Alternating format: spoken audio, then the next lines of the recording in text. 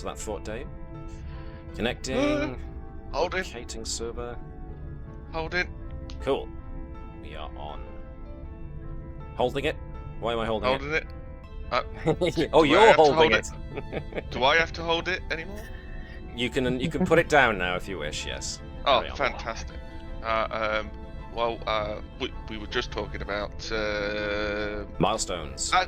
milestones and doing a major milestone, and me giving up my major milestone and putting it on the ship. So I was just asking the rest of the crew if what they think they would like. So basically, I would probably have vetoed the decision because it is my major it is your milestone. Yes. I like Vida suggesting, because I remember a conversation from a couple of weeks back, and if I remember rightly, it was kind of cool. Which one was that? It was replacing the. No, because it annoys the dog, and it's funny. yeah. Dr. Slot wants to keep the image.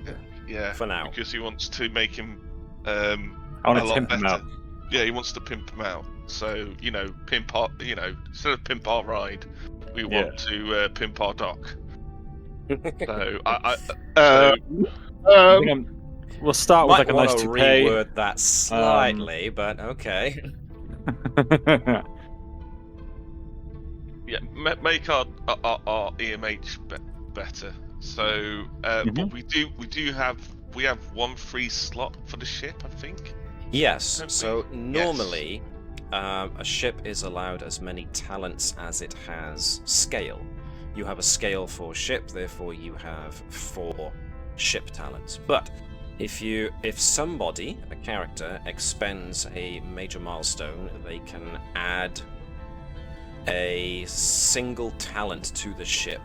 This can only be done once, because you're bolting on a new system to the ship that is just about on its last capacity to contain. By just once, do you mean once per character or like once per ship? Once per ship. Okay. Can be done only once. Likewise, when it comes to you can up ship systems and ship's disciplines. So, you could up the ship's security, or you could up the ship's con, or you could up the ship's sensors even more, or maybe a bit of structure to represent a bit of structural reinforcement here and there. That kind of thing. Anywhoops. Before we get into a complete total debate over what we might want to do, I am going to quickly throw us over to our intro video. So the first thing I'm going to do is turn off the rumble, and then I'm going to turn off the intro music, and I'm going to throw us to our intro video. We'll be back with you in a few seconds, folks. Stay tuned.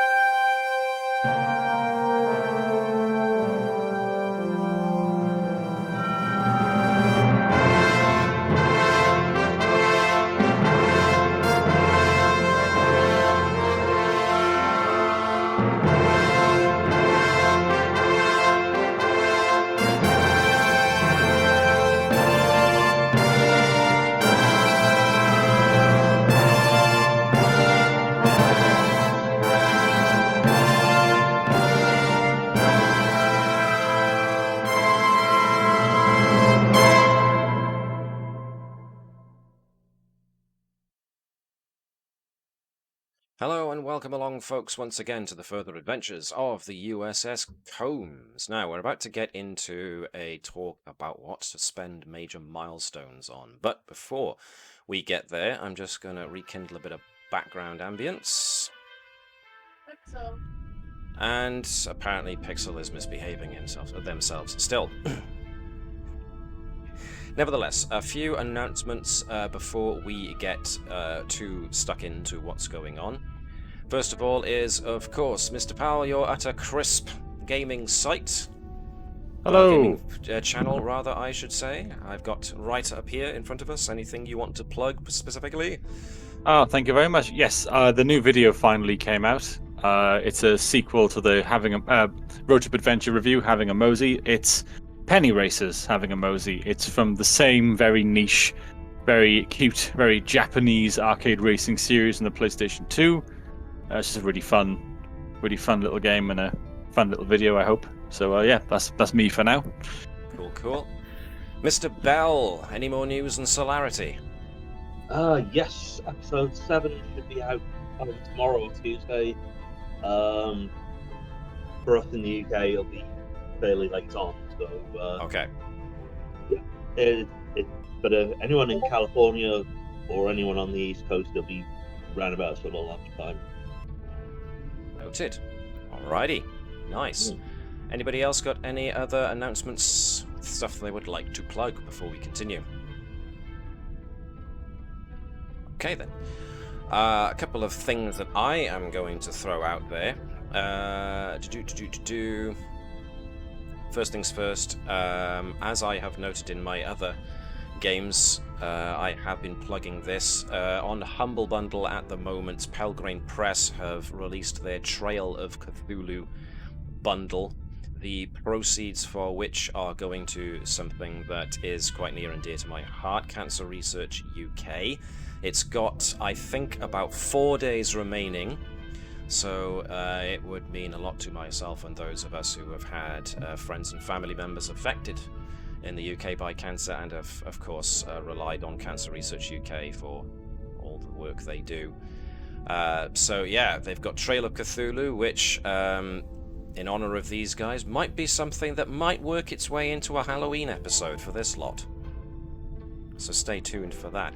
In a similar vein, again, Cancer Research UK, this time going over to Bundle of Holding rather than Humble Bundle. Pelgrane Press have released, instead of Trail of Cthulhu, they've got their King in Yellow, or Yellow King rather, I should say, role-playing game bundle out. Proceeds also go to Cancer Research UK. I'm certainly going to have a grab of that. If you like that kind of thing, just in a similar fashion to Trail of Cthulhu, it's also based on the Gumshoe system, so give it a wing if you think it's something you'd be interested in. And because we're all helping each other out here, it turns out that the crew of Critical Role are coming to the UK on October the 25th. They're going to be in the OVO Arena in Wembley. OVO Arena Wembley in London on October 25th. It's totally sold out. But fans in the US and Canada will be able to watch the broadcast live on the 26th of October, 7 p.m. local time. So give it a go, because, you know, these guys started all of this actual play. Well, they didn't start it, but they certainly helped promote this actual play nonsense that we do here. So, and it's the Critical Role lot, so why wouldn't you? So there we are. Announcements. Now, one other announcement I wanted to make. I came across this today, and I'm going to push this. Some very clever fellow, I'm going to link this into Discord for my friends here. Some very clever channel, JTVFX, has started making videos about the Wolf 359. And they've used a combination of a lot of VFX they've created themselves, stuff that they've also put together from the episodes from the Next Generation and DS9, even from that fantastic game Star Trek Borg, which, if people haven't played, oh my god, they are missing out on a treat. It is a very old game, I have to confess, but it's basically a game that's a very long episode of the Next Generation, featuring John Delancey returning as Q and the Borg as the primary adversary. I remember it being heaps of fun, and it still is, but nevertheless, that's me promoting Star Trek Borg, even though it's hardly around anymore.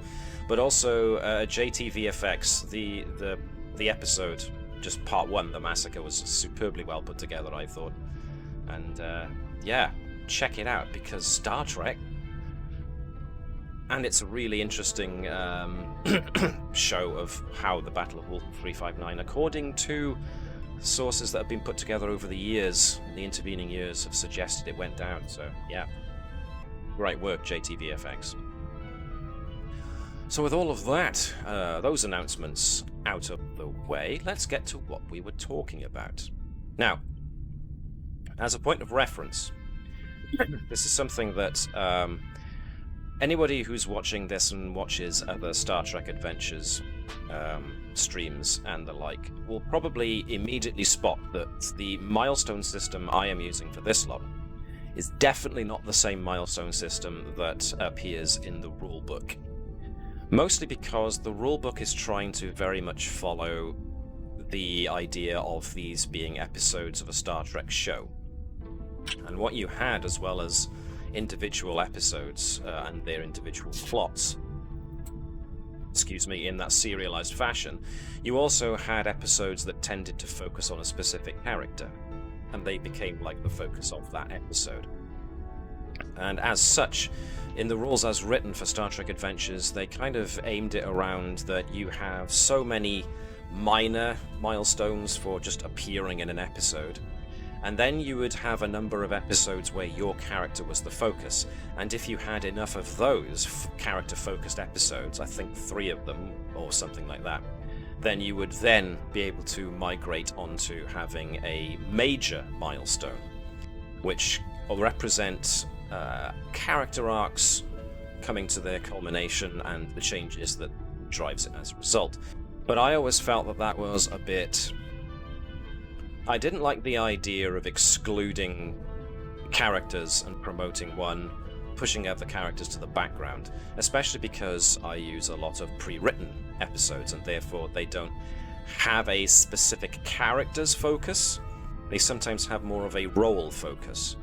So that's why we made changes to the milestone system here. So rather than it being a set number of focus episodes that leads up to a major milestone, I've done it a different way, where on the 3rd episode in you get a medium milestone, and on the 6th episode in you get a large milestone, and all the in-betweens you get minors. That way it's a little bit more fair. As such, a couple of us have now reached the point where we have major milestones that we can spend. You don't have to, of course, but you can. So I believe Dr. Sott, Lieutenant Gurkow, and Lieutenant Tavish all have major milestones, which allow you to do a number of things, not the least of which is start pimping up your starship. And so the debate was, if we're going to pimp the ship, how are we going to do it? Over to you guys. What you fancy pimping? I've got a couple of things. Tell me if you guys don't want this. So a couple of the talents I've liked are advanced shields, because it makes it a bit more beefier. Yep, gives you more shields, more points and shields. I did see the captain's yacht, but I've decided. And the cloaking device, because that's not strictly strictly. There is a solution. Post it in Discord. There's the slim sensor silhouette, which is as close to the Kittima as you can get, without actually breaking them, which is pretty good. Difficult to detect, yes. So, yeah, it basically comes down to what you think your ship is short on, maybe missing, what you think it can have improved upon. Now, obviously, this is an Intrepid class, so it's not built for ship-to-ship combat. This thing was primarily built with the idea of deep space exploration. The mission profile of the ship is also multi-role explorer, so it's more of a general all-purpose ship. but that means that you have the ability to lean in any direction, really. Yeah. So my question would be to the rest of the crew would be: do we still want to go the route which we went for, which was just improving the ship, or do we want to put, make a few, put some weapons on it or something like that? Yeah, because you can do things like automated defenses. Yeah. But there's one which I think we could easily build up tons of momentum with, is the high resolution sensors. If we do a scan and the ship assists, if we have that attached, we gain a bonus momentum by any task, any successful task. I think that can be quite broken. Especially because the Intrepid has the advanced sensor suites talent, and therefore has an easier time with sensor scans. So yeah.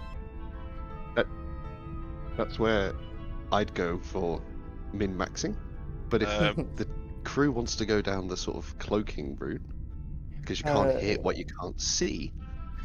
Also, if we want to add weapons, we can do independent phaser systems, which anytime we attack with the phasers no longer requires power. True, but you also can't overcharge them with power from the ship if you do that, so it comes with its pros and cons.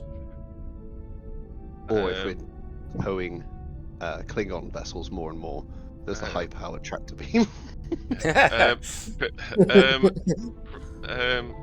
Chris, Connie, and Chris, your thoughts? Do like the idea of bonus momentum. Definitely. But I don't think we've really encountered anything too special. It's just the typical, communications, transporter stuff that maybe we could boost, but that's a bit boring, I will say. I think what would happen is, with the advanced sensor suite, if we also got high resolution sensors, wherever we went, we'd start doing a scan before we went anywhere. Because we just rack up momentum. Chris and Chris. I'd probably say the advanced shields, because even though we're only really a couple of episodes in, guaranteed we're going to run into something at some point. Yeah. It's Well, I can keep the shields up pretty much really well with Tavish. I actually showed that last. Oh no, was it shields or power? Power. I think it was power. So yeah, so sorted up. Yeah. I can repair breaches with successful repair tasks. So if we're in a bit of a tough fight, we managed to fix up pretty well with me and Tavish running around fixing everything. That's certainly a good consideration. And the other Chris? Mr. Powell, your thoughts? Sorry, I'm muted. I didn't realise. You guys can hear me now. Yes, we can. So I've lost my train of thought now amongst all that. I think we should try and get a bit adventurous with it, because as I say, we can sort of like, if you can, just keep the shields up as is. Are we thinking improved warp drive? Are we thinking? Have we really needed to use the warp drive? Rapid fire torpedo launcher. I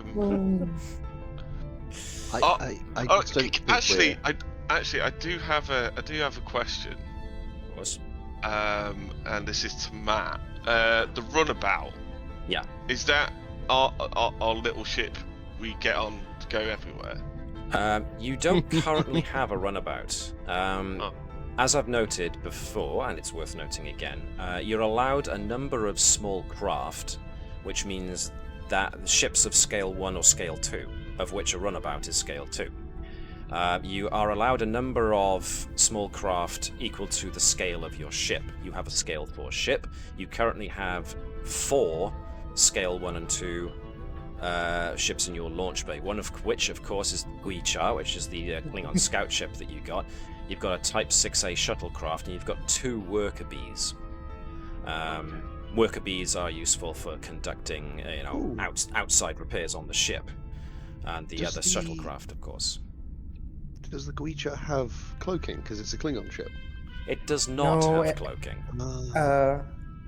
Okay, right now for some reason it says it has impulse drives, but I know I got rid of that for the advanced power or exponential power. It's got rugged design in there twice for some reason. Yeah, it had it twice, and it has secondary reactors and rugged design.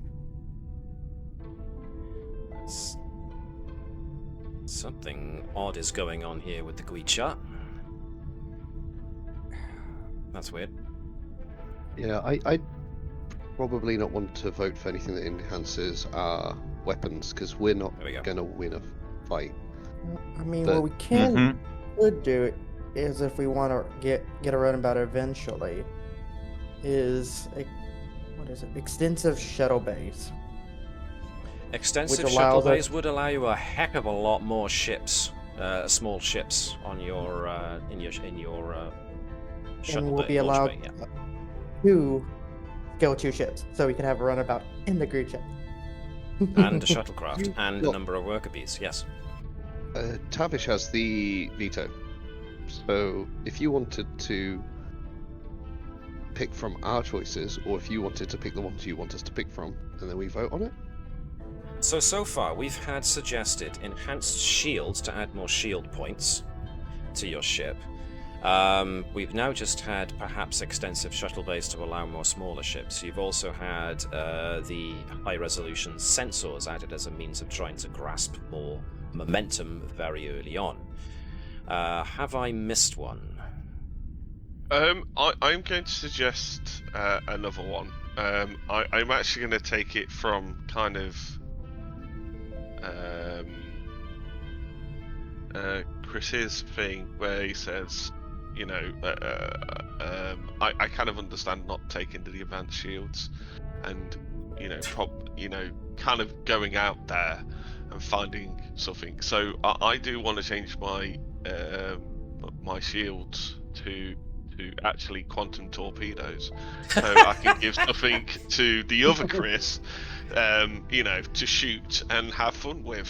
Perfectly honest, I don't mind actually giving that up if we can just shoot a quantum torpedo and blow several ships sky high all at once, make pretty fireworks. One well, time that's- we had Go a on. space battle. We didn't even use torpedoes. We just used No. the phasers. Yeah, but this gives this gives Space. It does give your ship a bit more punch, yes. Yeah. Because Will at the be s- moment we've only come up Photon against torpedoes. the Klingons. If we come up against something like the Romulans, or we come up against Borg or something else, I think having a quantum torpedo, But at the same time, really high resolution sensors can buy you enough momentum to be able to add advantages, like finding a weakness in another ship's systems and stuff like that. So every suggestion offered so far does have its advantages. it really does. I'm split between sensors and yeah. Yeah, I'm almost leaning towards sensors just from like a metagaming standpoint, where it just seems broken. And if we get to now, It really does, doesn't it? if we get to view like Borg cubes and Romulan warships in glorious 4K to like reveal more weaknesses, then maybe I'm sort of leaning towards that at the moment. Anybody else leaning towards? I think Connie's leaning towards that because she said, Momentum. more More momentum. momentum. Yeah, I think if 3 of us are saying it out of the 6 of us, I mean, if we Go get on, more let's- momentum, we're gonna have to start spending or using more momentum because usually we don't use that much. but we're quite Right. conservative with it. We Yeah. try to keep it above 3. But if we know, we could always generate it. We can go We can be very- crazy. Yeah, like most times we're always like we use one and we get it right back, so we're always like 5 or 6 momentum. It's a good problem to have. It is a good Yeah. problem to have. have. So, Captain, we haven't scanned something in a couple of minutes. Can we scan again? Things may no, have I'm changed looking in those 5 minutes. I'm going to put in a stronger suggestion now that I just noticed the threat is 12. Threat is almost always 2 per player Okay. for me. Yeah. So if you went down a player, if we were down a player today, my threat pool would have gone down to 10. If we had 7 players, then it would have gone up to 14. Some missions, depending on their severity, might give me 3 threat points per player. Or they might be so mundane that I only have 1. So, you know, that's... It's a thing.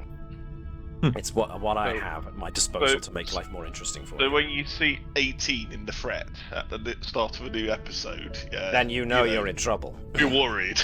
Yeah.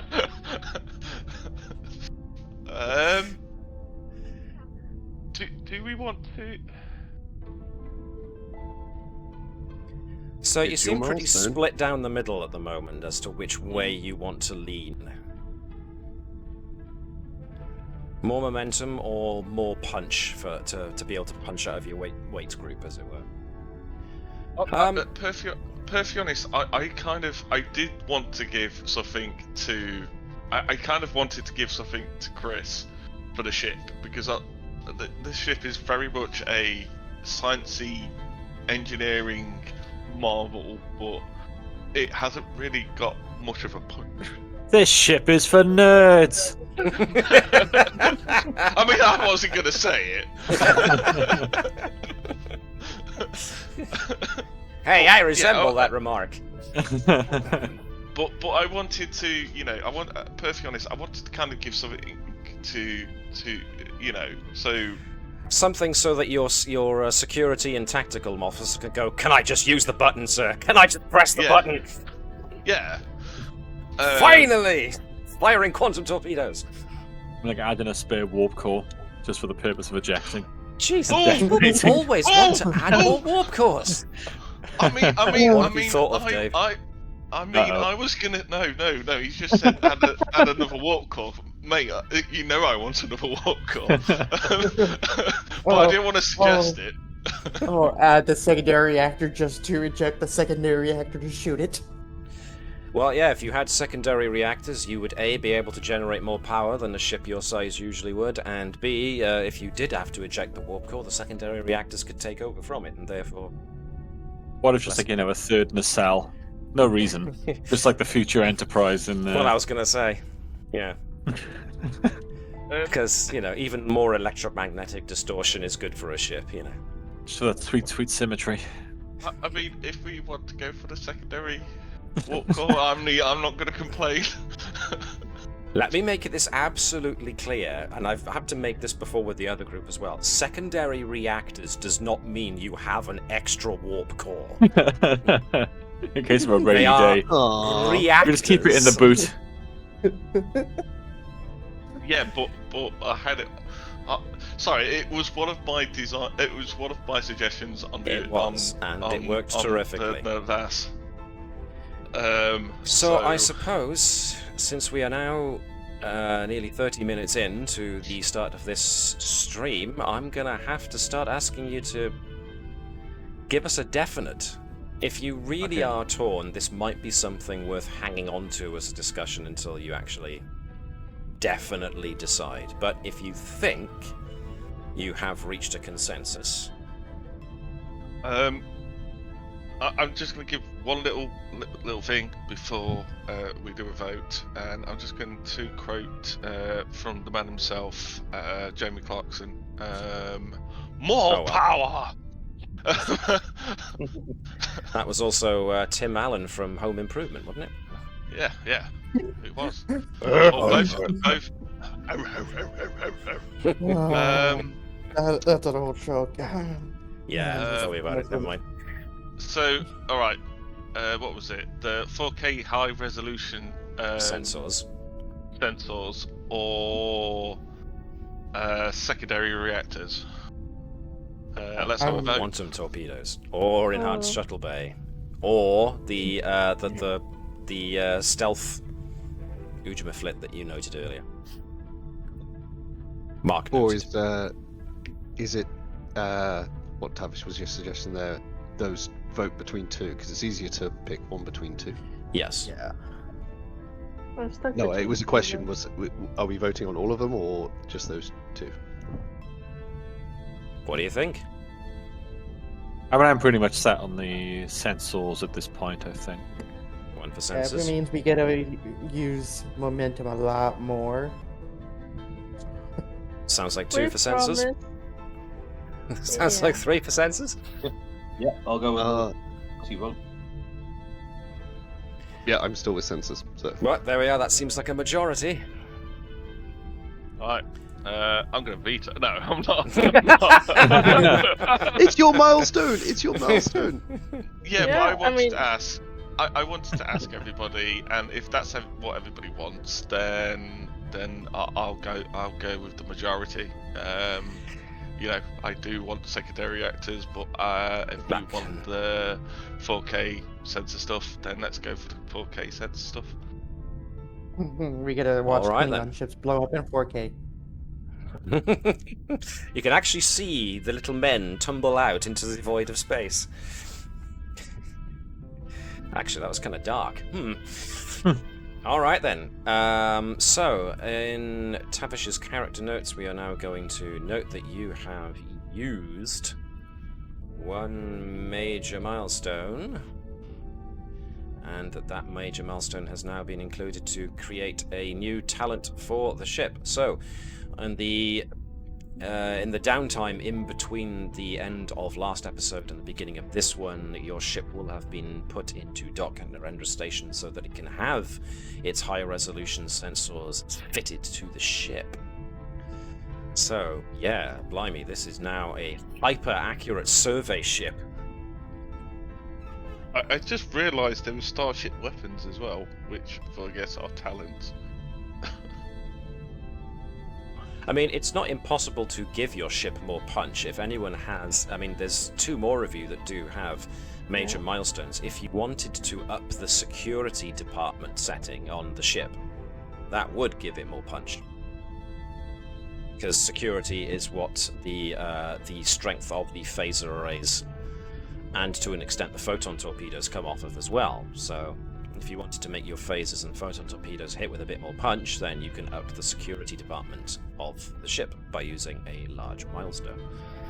What would up in the medicine department be? Like a fresh coat of paint?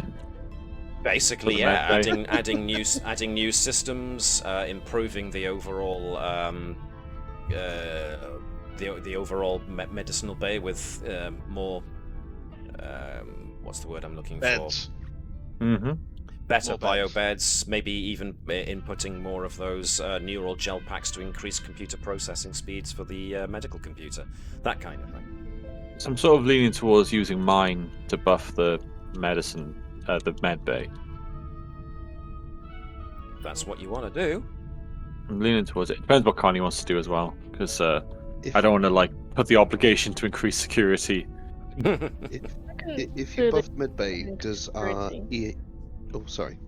What was that, sorry, Okay. Connie? Mark?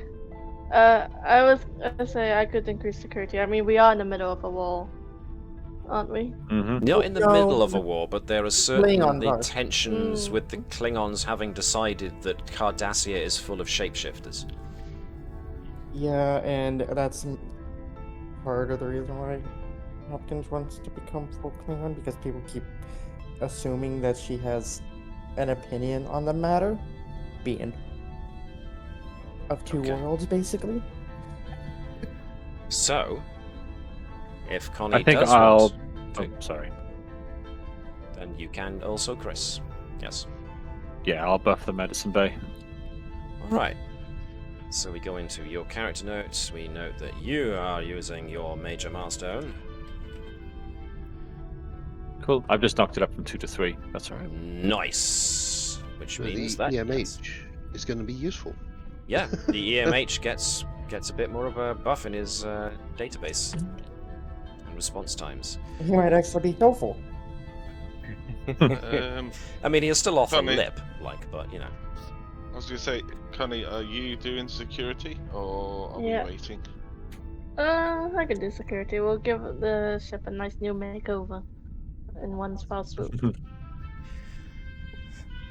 So there we go. She's now got better sensors, and as a result of putting security up, your shield rating goes up too. And there you go. Your phaser arrays and photon torpedoes have beefed up too. Nice.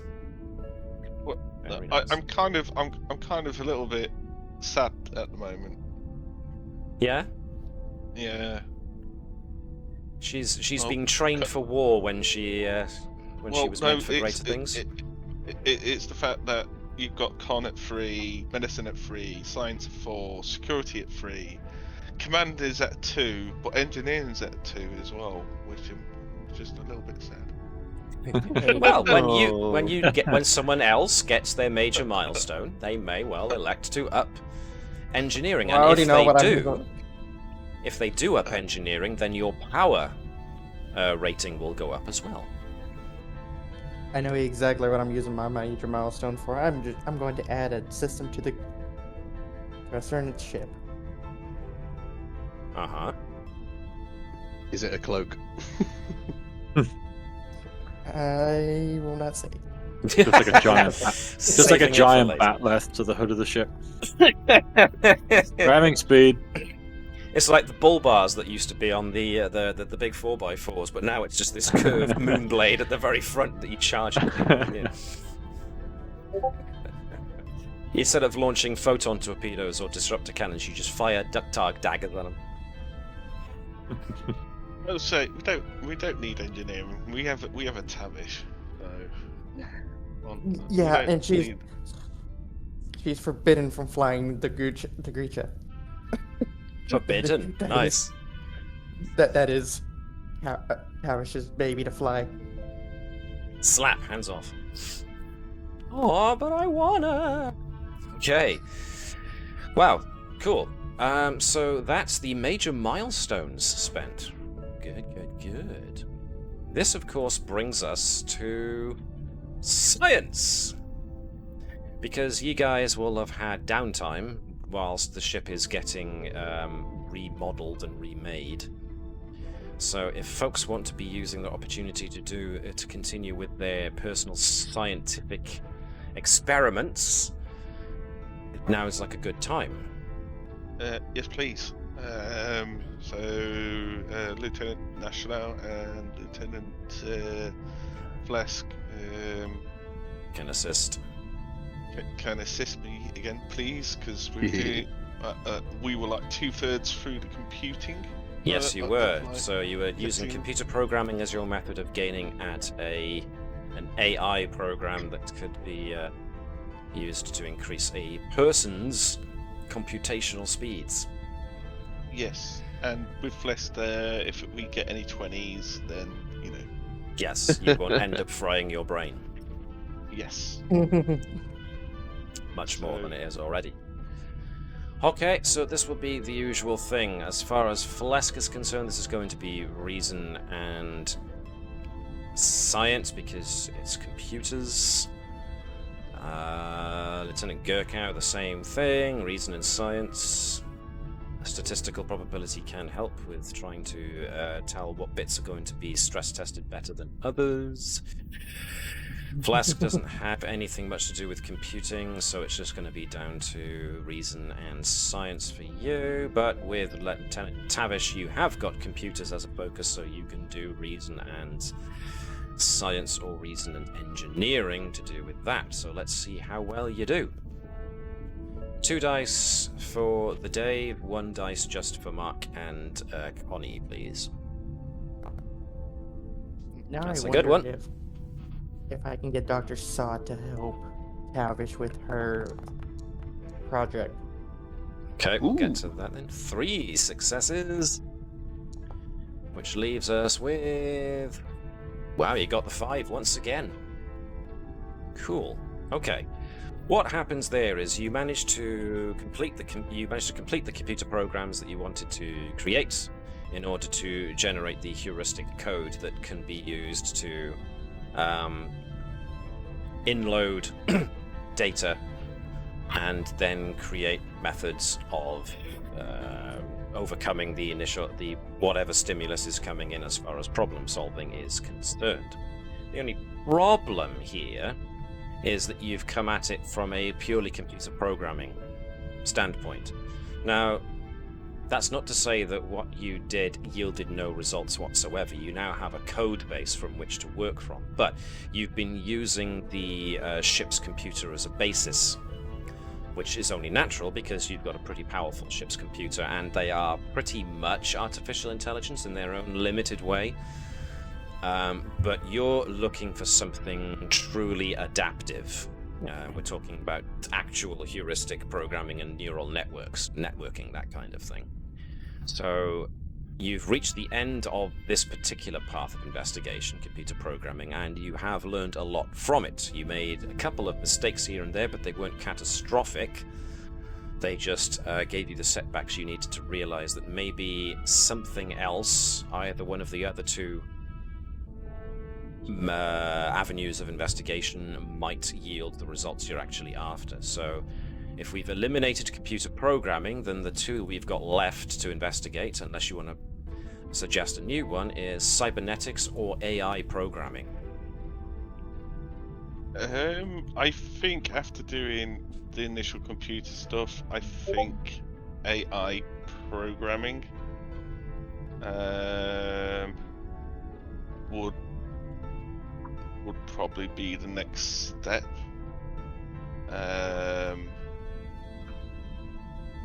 Yeah. Alright then, that'll be something you can get to try next time. Flesk was turning a bioscanner into a first aid drone to do field fixes. However, Flesk has already aided with Tavish's AI thing, so that's right. as Gurkau, so if anyone's going to be doing this bioscanner related shenanigans, it's probably going to be Dr. Sott and whoever else wants to assist. Yeah. Unless Sott wants to do his own project, which was upgrading the EMH. Not quite yet. I'm happy with the upgraded med bay for now, and the hopefully that will bring some improvements to the EMH for the moment, anyway. Okay. So if Dr. Sott is okay with picking up the slack on Flesk's bioscanner project, sure. Then last time you were looking at AI programming as the avenue to investigate. The others were replicator tech, medicine, and power systems. Now, because Flesk himself isn't here, you have the option of either continuing the same avenue of investigation as he did, or stopping it there and choosing a new one. I mean, it's up to Dr. Scott. Dr. Sott. Who? Right, Dr. Sott. Because he might want to focus on what he specialises in, which would Indeed. make sense. I've asked him a favour, so Yeah. I leave it to the good doctor. So continue with AI programming, or replace it with another field of investigation. I think we can go with programming for now, actually, if that's like sort of what you're leaning towards anyway. I'm just here to help, just not to hijack. Well, it's that was just the one I picked to go with first, so I don't mind. No, it's back to it.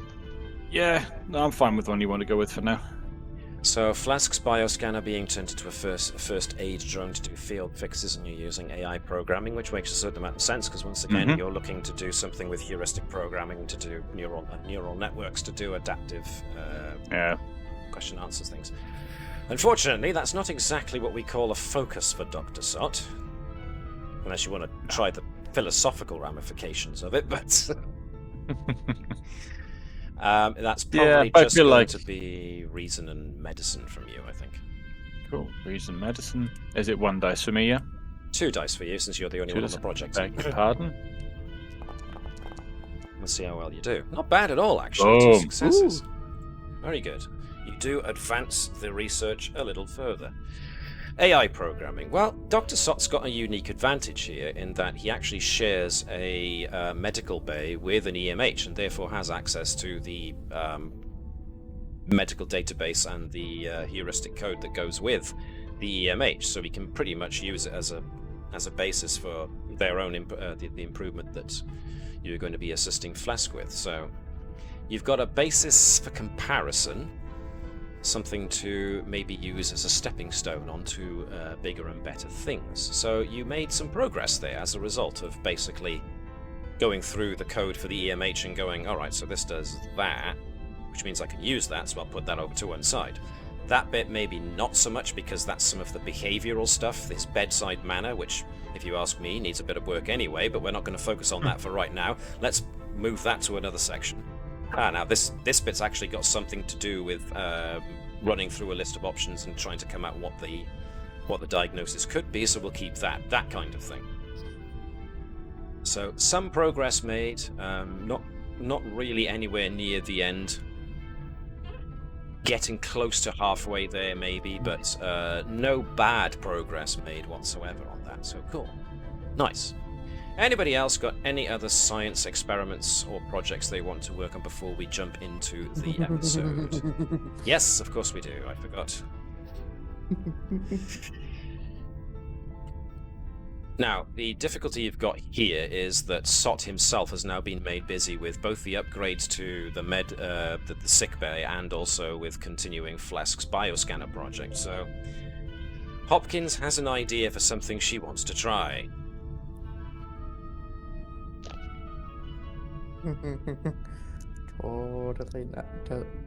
Totally not trying to become full Klingon, or at least 3/4. Hopkins wants to become Klingon. or you know, 3/4 would work too. Let's say more Klingon then, rather than full Klingon.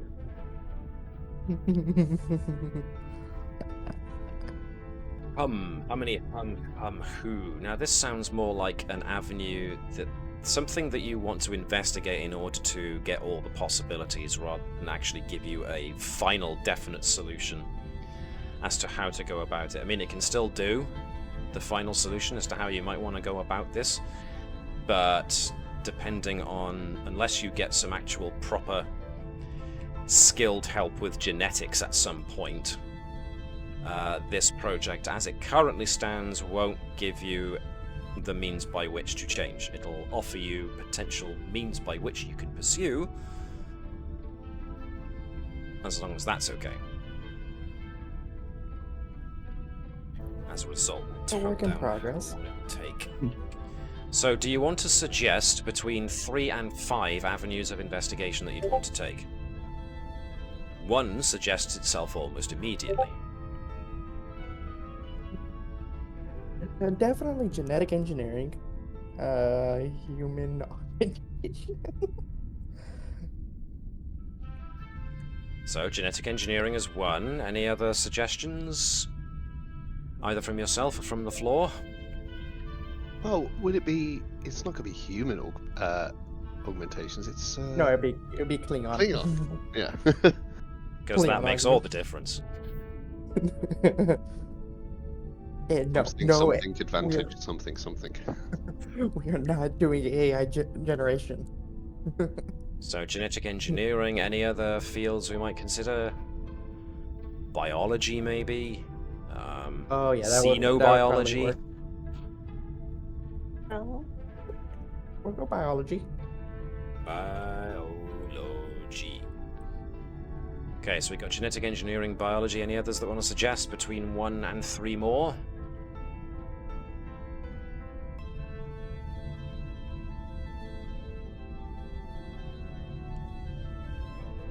The xenobiology suggests itself to me.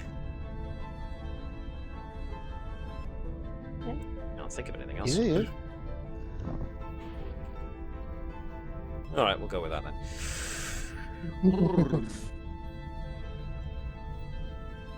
Right, I think if that's the final 3, unless anyone can think of anything else, then I will choose the one I believe is the right way. And alright. Now, like I said, you pretty much the only crew member who hasn't aided anybody or hasn't got their own project going is Garrow. And at the moment, Garrow, well, he could assist with projects related to, I don't know, warp engines or infectious diseases, as well as the usual security and tactical stuff. But other than that, to do with the current thing of Hopkins wanting to become more Klingon, it looks like it might just be Hopkins rolling for this. Okay, well, So I like the imagery of surgery being performed by Garrow just punching. all right, let's see what. All right, let's see what I need to roll. Alright, so this is definitely going to be reason and medicine. Which, let's face it, is not Hopkins' strong point.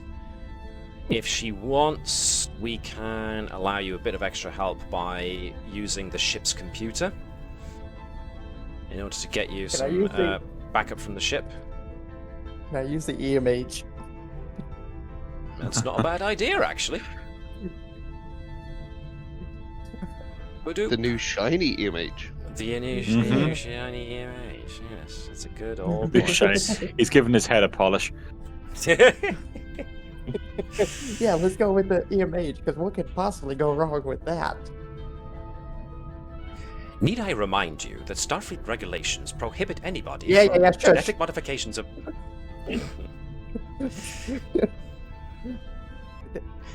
Of course, you know this is all experimental. Does this mean if she has a complication, she actually makes herself more human instead of more Klingon? She turns into a Discovery Klingon. That's for me to decide and for you to find out if you roll a complication, innit? Yes, you can definitely have the EMH assist you with this. He's gonna have that Robert Picardo suspicious frown on his face the entire time, but yes, he can assist, absolutely.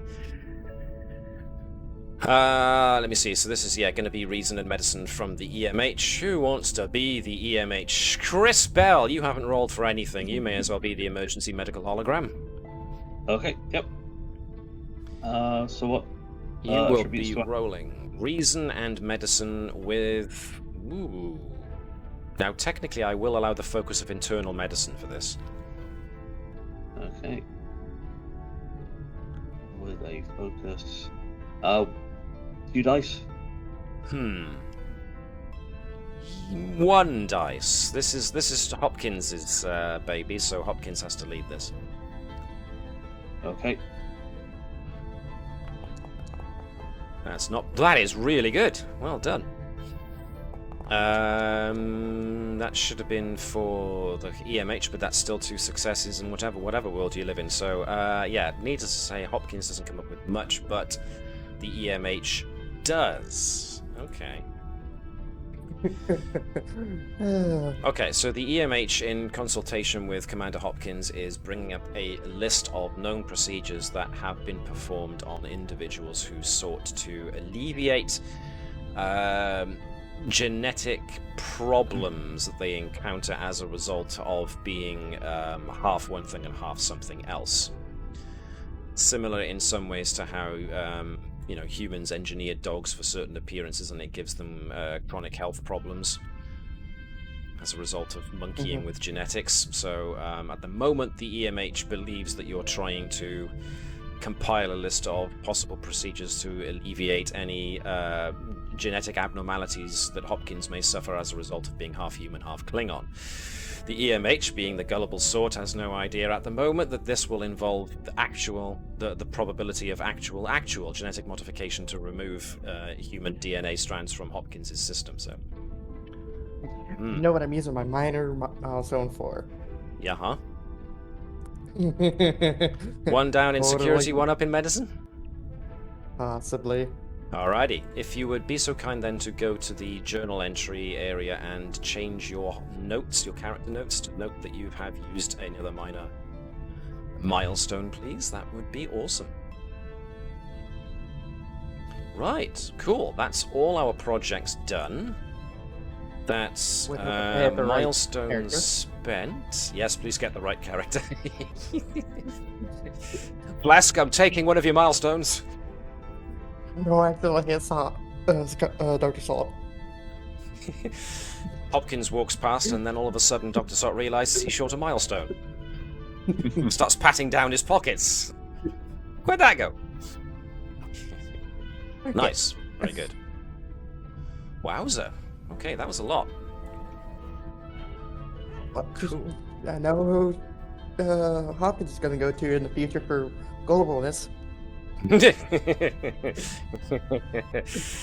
Yes, indeed.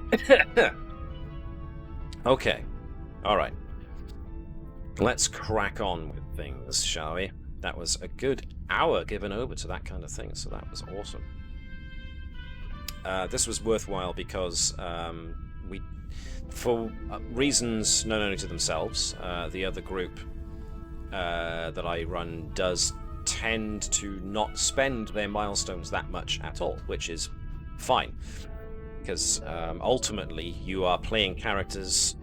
That's one of the things that people can find anachronistic with playing Star Trek Adventures compared to other role-playing games, and I think I've mentioned this before, but it bears mentioning again. Other role-playing games tend to revolve around the fact that your character starts off as low, and through going through various adventures and whatnot, they earn experience enough to level up and they get better at things, blah de blah. Whereas, unless you actually are playing a lower decks style game, Star Trek Adventures assumes that you are all fully fledged Starfleet officers who are pretty much the top of your game. So one could argue that there's very little that should need improving for a Starfleet officer at this level, at the level that you guys are currently portraying them, because you are all playing senior bridge officers, and therefore you've been through many, many years of service, some more than others. So yeah, choosing to spend milestones or not is entirely a choice dependent on the player themselves. They might think their character is entirely fine, or they might occasionally come across reasons to start switching up disciplines, as Elizabeth has just shown here. And when you accrue another milestone, you can switch things right back again, so no problems. Cool. Okay, so in regards to the last episode was dealing with that rather tricky situation with a potential breach of the Prime Directive, with the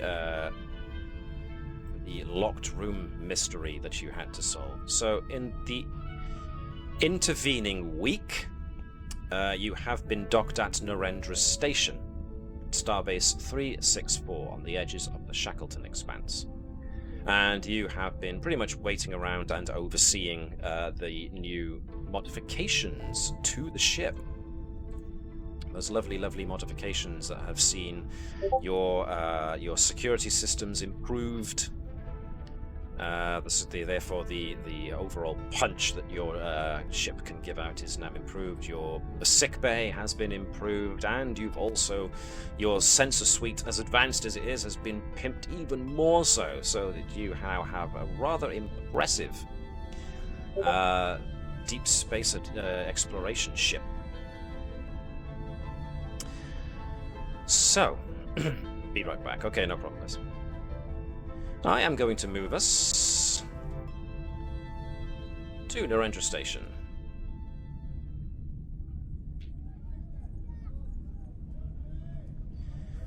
And I am going to throw us initially here. The most important area on any station, the bar. Now, before we actually get to the bar, I am going to bring our initial focus, on two of our lead characters. Lieutenant Flesk is escorting 3 of his children, 1 by his second wife, 2 by his third wife, to school on the station. And they happen to bump into Lieutenant Tavish, who is escorting her daughter to school. It's something neither of you gets to do very often, therefore you like to take advantage of it when the ability to do so presents itself. Since you've been here in basically dry dock, whilst the ship undergoes modifications, you've had a good deal more time to actually spend with your respective families who have now fully been moved in to quarters here on the station. And yes, Flesk and Tavish meet up, and they're going in the same general direction, so they're escorting their respective children towards school. On the way,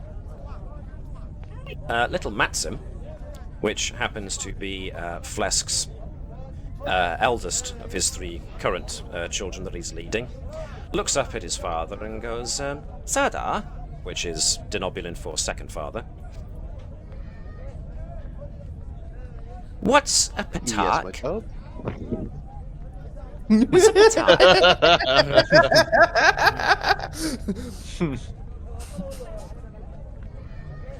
It's My not a Klingon friend. friend Cora said that all federations are Patark because we don't believe that the Cardassians are actually jelly people.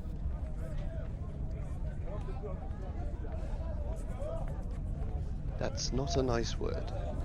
I shall have a word with her teacher. But she says all federations are Patark because we don't believe the Cardassians are jelly people. And we don't believe that they're jelly people. Not Well, all why do the Cardassians are Klingons jelly think that people. they're jelly people? The Klingons are currently trying to take control of things.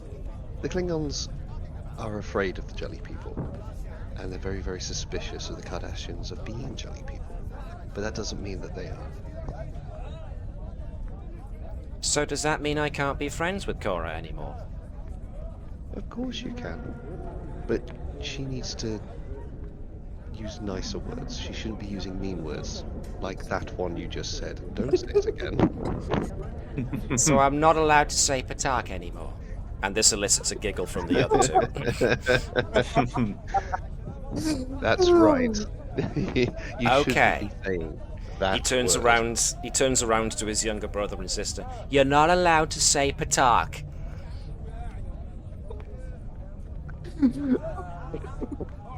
No, it's the P word. And we won't be saying the P word anymore. You're not allowed to say the P word. What Tavish's daughter Aurora thinks of this is probably, you know. Mum, can I say the P word, but only when no one's listening? When you're around me, yeah. But around other people, probably not. No, that's not a good idea, sweet. Pumpkin. What about Auntie Francesca? but- Can I say it around her? No. That's probably a bad idea. Your auntie has misgivings about me raising you as it is. My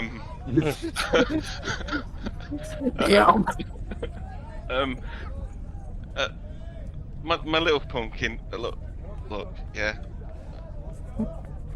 Klingons are silly people. So you keep up with your engineering stuff, and we'll all be good. Because you want to be like Mummy, don't you? Yeah, I want to drive really, really fast. And she Yep. leans over to Maxim. My mummy can drive really, really fast. It makes your hair stick up like this. And she just pulls her hair up over her head.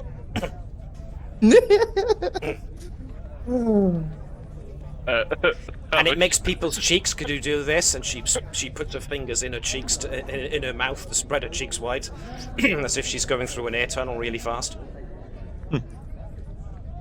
This You makes want- the 2 of Flask's younger kids giggle a little bit. Tavish will say to Flesh kids and goes, "Yeah, You're. I don't know what father is in Denobulant? Well, in the Flesk. universal translator will take care of that. Yeah. Your father has that face anytime he's in the shuttle with me. Don't you, Flesk?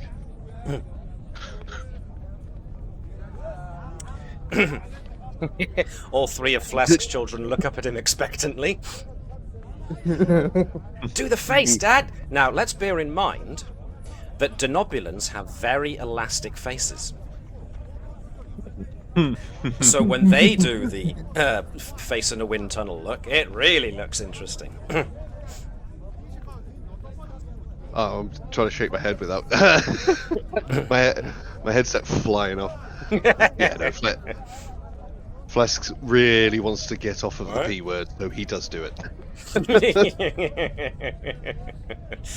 Yes, the P word seems to have been forgotten now, and all the kids are pulling really, really big faces. So, Aurora, who may or may not know this about denobulans, is now amazed at the 3 denobulan kids she's now sharing the walk to school with can now pull their faces open really, really stretchy. So, to a kid, that's probably the most amazing thing they've seen this morning. Pumpkin, you can't do that with your face. Oh. Can I be a nobulan? No. Aw. You never know. You may fall in love with one. when you're All the but- kids, all 4 of them, at the same time, do the exact same thing. Ew! Flesh I mean, just raises an eyebrow. Just one? Well, yeah, quite. Hey. Actually, I'm gonna be quiet.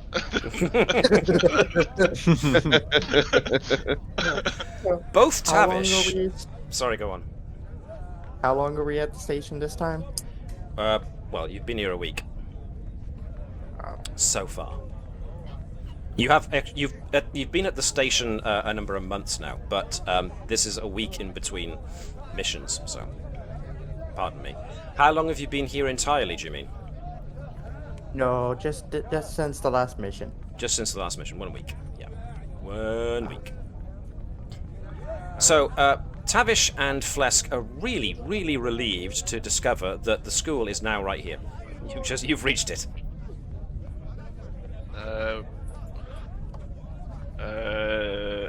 Tavish gives Aurora a little kiss on the cheek. Says, "Be good at school. Don't cause too much trouble. But if you can, If you get into a fight, win? if the teacher has a go at you for trying to change any of the stuff on your little." Basically, if she tinkers with any of the stuff and its function, she's doing good. Yes, basically, yeah. So if she pulls something apart and puts it back together in not quite the same way, she's just being curious. Yeah. Like her mum. Gotcha. Yeah. Yes, the Flesk's 3 children, they look at the affection passed between the 2 Tavishes, and they're kind of like, we don't do that. So yes, denobulans, even though they are they have, shall we say, populous family trees, strangely enough, denobulans are a bit, they don't do physical contact much. So rather than offering each of his children a kiss, they just smell each other, basically. They inhale each other's scent as a means of reinforcing bonds. So that's what denobulans do. So Tell them to have fun and watch them walk off into school. yeah, Flesk, as they go into school and Flesk and Tavish are moving away, Tavish is just gonna say something to Flesk and go, Flesk, Yes, Savage. If you mention to anyone that I'm like this, you know, I'm actually nice to people. Yeah. I have a hyperspanner. I haven't seen you be nice to people. I've seen you be nice to your offspring. Yes. You're definitely not nice to people. Ah. Well, I'm glad we got that.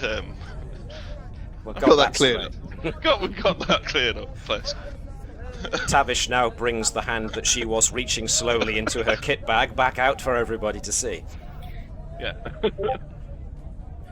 Meanwhile, as Flesk and Tavish go back towards the ship to oversee more of the changes going on, I am going to take us now briefly to the fighting arena on the Klingon section of the station. So where are we? The Klingon training pit. As per usual, there are fights going on in the Klingon training pit, and Hopkins herself enters in through the main doors, not being stopped by anyone, and finds her aunt, Lady Jadark, overseeing another sparring session between a pair of Klingons. Lady Jadark asked to see her niece not moments ago, and so knowing better than to keep her aunt waiting, Traza has indeed proceeded forthwith, not long after receiving the summons. Even though she probably knows Traza is here, Lady Jadark is not taking her eyes off of the two combatants, and one of the nearby security officers just gestures towards Lady Jadark, letting Traza know that she can proceed. So it's probably best not to keep one's aunt waiting as I unpause the game. Hopkins will walk up. So without turning to actually look at Traza at all, and keeping her voice low enough so that Traza can hear, but not so that anybody else listening in can, Lady Jadark says, "You need to be making your mind up about where you stand on the issue with the Empire's stance on Cardassia, my niece."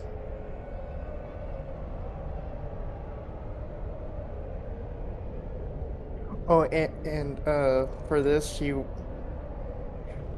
can she turn off the translator, or mute the comm badge? Sure.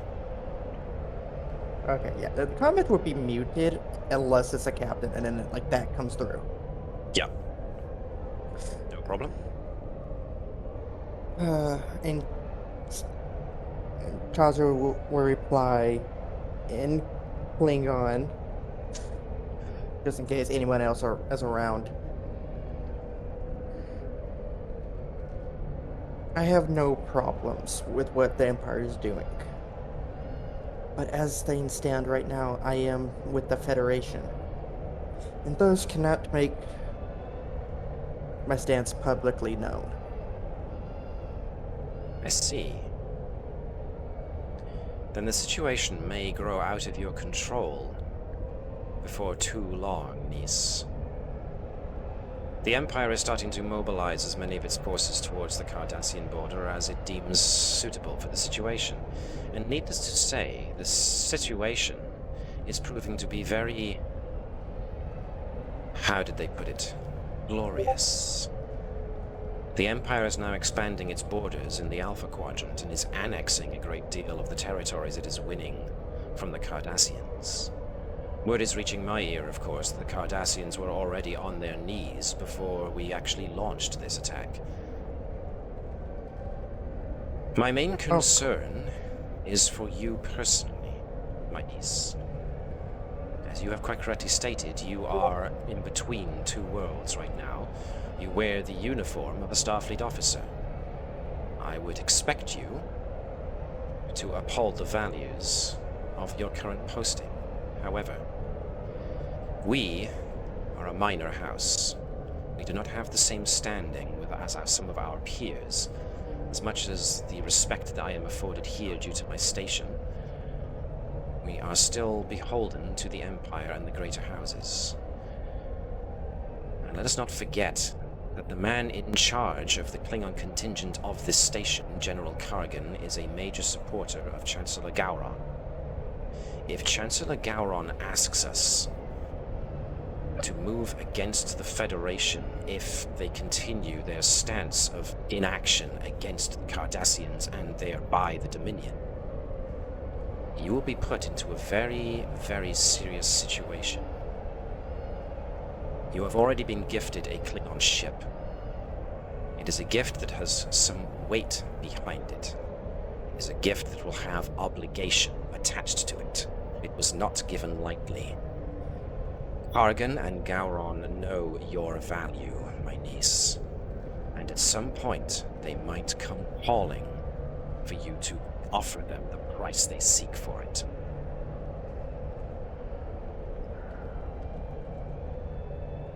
I merely wish you to be prepared for what awaits you. Do you think there will be a war between the Federation and Klingons over this? Have you ever known Klingons to abandon a glorious battle when it is started? Klingons fight to the death for honor's sake, but exceptions have been made in the past when we have suffered such high casualties or such embarrassment that we were forced to withdraw our efforts. The early wars against the Federation are a good example of this. I fear something else may be lurking on the horizon. If we are allowed to continue in the vein that we do, our own predilections for aggression may be turned against us, if they have not been so already. But like I have said, where the Empire leads, our house must follow. At the moment, you are doing your house great honor with your accomplishments. But that honor will be for naught if you are asked to choose which side you stand upon, and you choose poorly. I am not asking you to abandon your post and side with the Empire, my niece. I want you to make the decision that you believe is right. And if you think the Empire is in the wrong with this decision or any they make in the future, and she does turn to Tracer at this point, I expect you to make the right choice. Not because it is expected of you, from the Empire, from your family, but because it is the right choice. Am I making myself clear? Yes.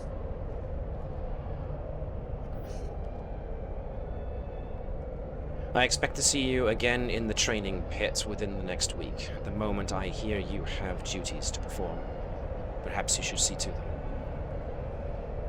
Yeah. Of course. For the glory of the Empire. For the glory of the Empire. And for our house. She gives you that small nod that lets you know that the conversation is at its end now. And she turns her attention back to the two spars in the middle of the training pit. And allows Hopkins to make her way back in silence and consideration. So, we go back now to Matsum's place, or rather, I should say, Zago's place. The important place. The pub. So this is where we find Garrow and Sot and Gurkow.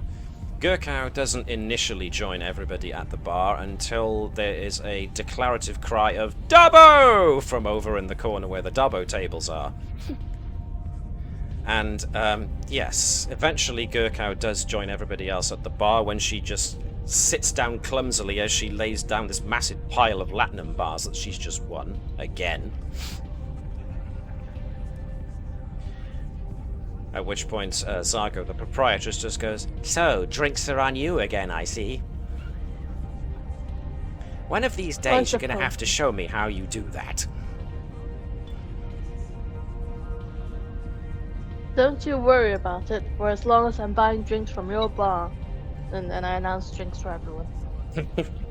The Klingon contingent of the bar patrons all raise a very raucous cheer.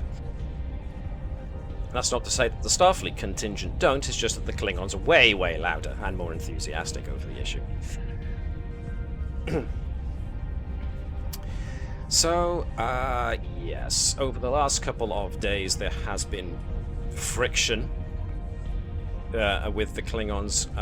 Garrow especially has had to, not exactly break up fights, but he's had to interpose himself in the middle of Klingons who are basically doing what Klingons do, which is they've been not exactly picking fights, but they've been goading the Starfleet officers they come across to basically acknowledge that the Klingons have got more backbone in fighting the Dominion than the Federation do.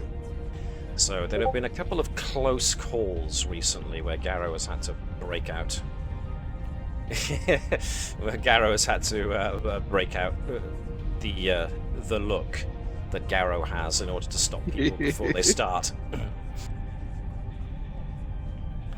So otherwise, folks find themselves back here at the bar. Now, the most of the Klingon contingent that you guys know personally, which includes this lot down here, which is Captain Akul and the contingent of the Mapui, as well as the merchants that Flesk personally made friends with.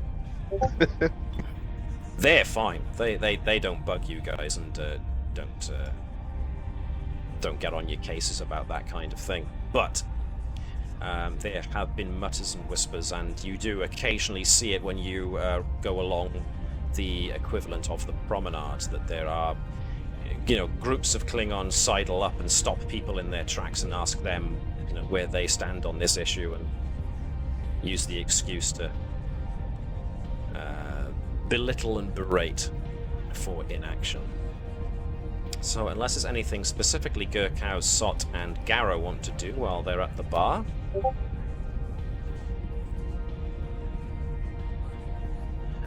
yes, Liz, you fought the tactical officer of the Mapui. And he, like I said before, he's been fine about it since. He's never had a bad word to say about transistors. I was just gonna be like, because that would be probably the person that you would try to get to know better. Okie dokies. Get to know. Well, that's entirely up to you. But, yes, the, let's see, where is he? The tactical officer would be this fellow by there. Correct.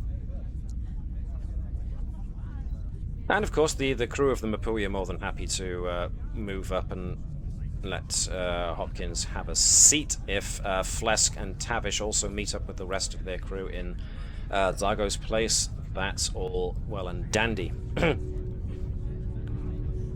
So again, unless folks Sot, Gurkau, and Garrow have got anything particular they want to do while at Zargo's place, I think I'm good. then you get... It's Sorry, an what was open that? bar. It's an It's open an bar, open bar. yeah. You just happen to come in when you hear the drinks are on me from Gurkau again. As soon as that is said, Tavish walks out again. Okay. You will find out that Tavish is not really a drinker. Teetotaler. Or a recovering alcoholic who doesn't want to get tempted. Oh, Hopkins. Never know. Hopkins is what, sorry? Very happy. She's like, more blood wine. Cool Can beans. I ask a question? Of course. How many times does Lieutenant Gurkau need to win until she can afford her own ship? With the... That's a good question. because I'm sure she's really close. Well, that's funny I you should know mention... it all on the drink. It's funny you should mention that, because the Orion pilot who frequents this place as well. Rayna, whenever as Gurko, as Neshalov puts down this massive stack of latinum rather than platinum, pardon me, latinum bars, he leans in and goes, "So, you want to reconsider that trade partnership I was suggesting? You help me buy a ship and I can let you in on the trade that we do, you know? I mean, with that much latinum, I could buy myself a pretty souped-up ship, maybe." He leans in close, conspiratorially. "Maybe even a Klingon cloaking device, huh? Get us past those pesky checkpoints. Just saying."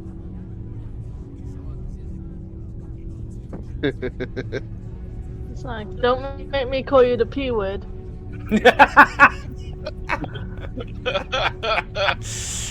Ah, nice. Yeah. At which point, where do I go for this? Yeah.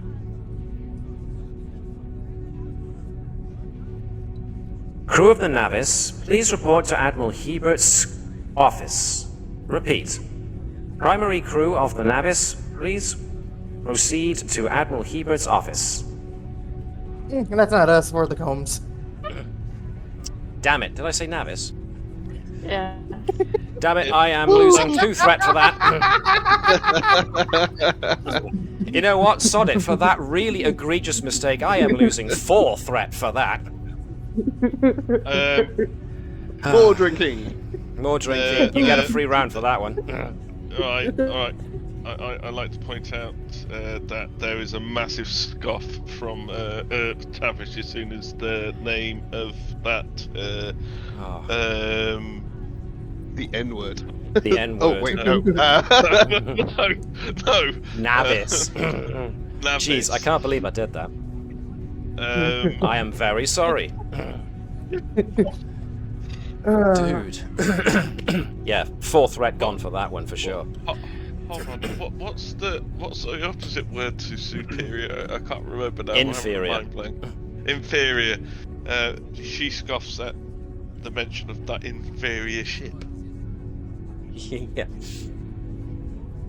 Yes, by this point there's talk of an Akira-class vessel that has been given such ridiculous amounts of overpoweredness they expect it to blow up anytime soon. In any case, you guys have been summoned to Admiral April Hebert's offices, so that means that you, and I swear it was supposed to be you guys, not what I said. That's alright, I'll get it in editing. Not the other group. Not the other group. The other group haven't been summoned to Admiral Hebert. So you guys are fine. No, you've Having been to summoned hear to the that office. she chugs down 2 gallons of blood wine before leaving. So does she chug thorax or Shooms? Because technically Shoom is the Beck, the junior officer. Oh yeah, she chugs his. He looks like he's about to complain, but it's like, yeah, okay, fair. Did I recognise the voice, by the way? Did you recognise the voice? Remind me, who has got... Yes, you do have favour with Lieutenant Jeressa. Yes, that was her. That was Admiral Hebert's assistant. Yes. Yeah. Towers has the assistant's favor. Hopkins has 2 admirals' favors. So, you know, between the two of you, you're getting in very well with the upper echelons. So. I don't want the Admiral's favour. I'm going a different route. The back channel promotions. The Admiral's attention. So let's throw things over to... let me see... What would be appropriate here? Actually, no, let's go with the Galleria. Galleria? No, that's the wrong one. The auditorium. Hey, how you doing?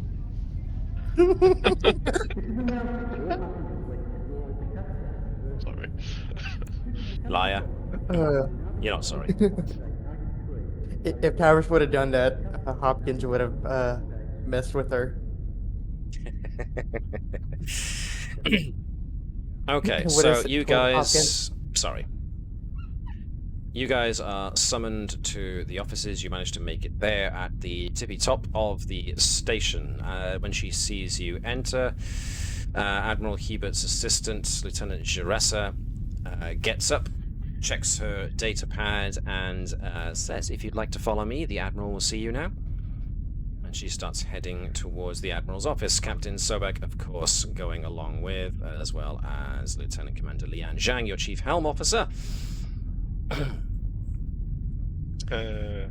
Jeressa opens the door for you so that you're able to go into Hebert's office. Is it a little late to go get another blood wine?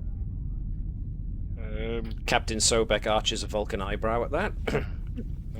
Lieutenant Jeressa, good morning to you. Tavish. You alright?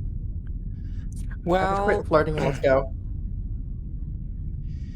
just be kind to the Admiral if you can. She's under a lot of pressure at the moment. General Kargan and she have been having arguments again. Oh. Yeah. Oh, okay. I'll let the captain know. And having a word, because they're quite good friends now. Yes, With, you have got favour with the captain. with Captain Sobek just says, you know, the Admiral's having a bit of a rough time. What does Tavish say to Hopkins' remark? What? Stop was flirting. She said nothing.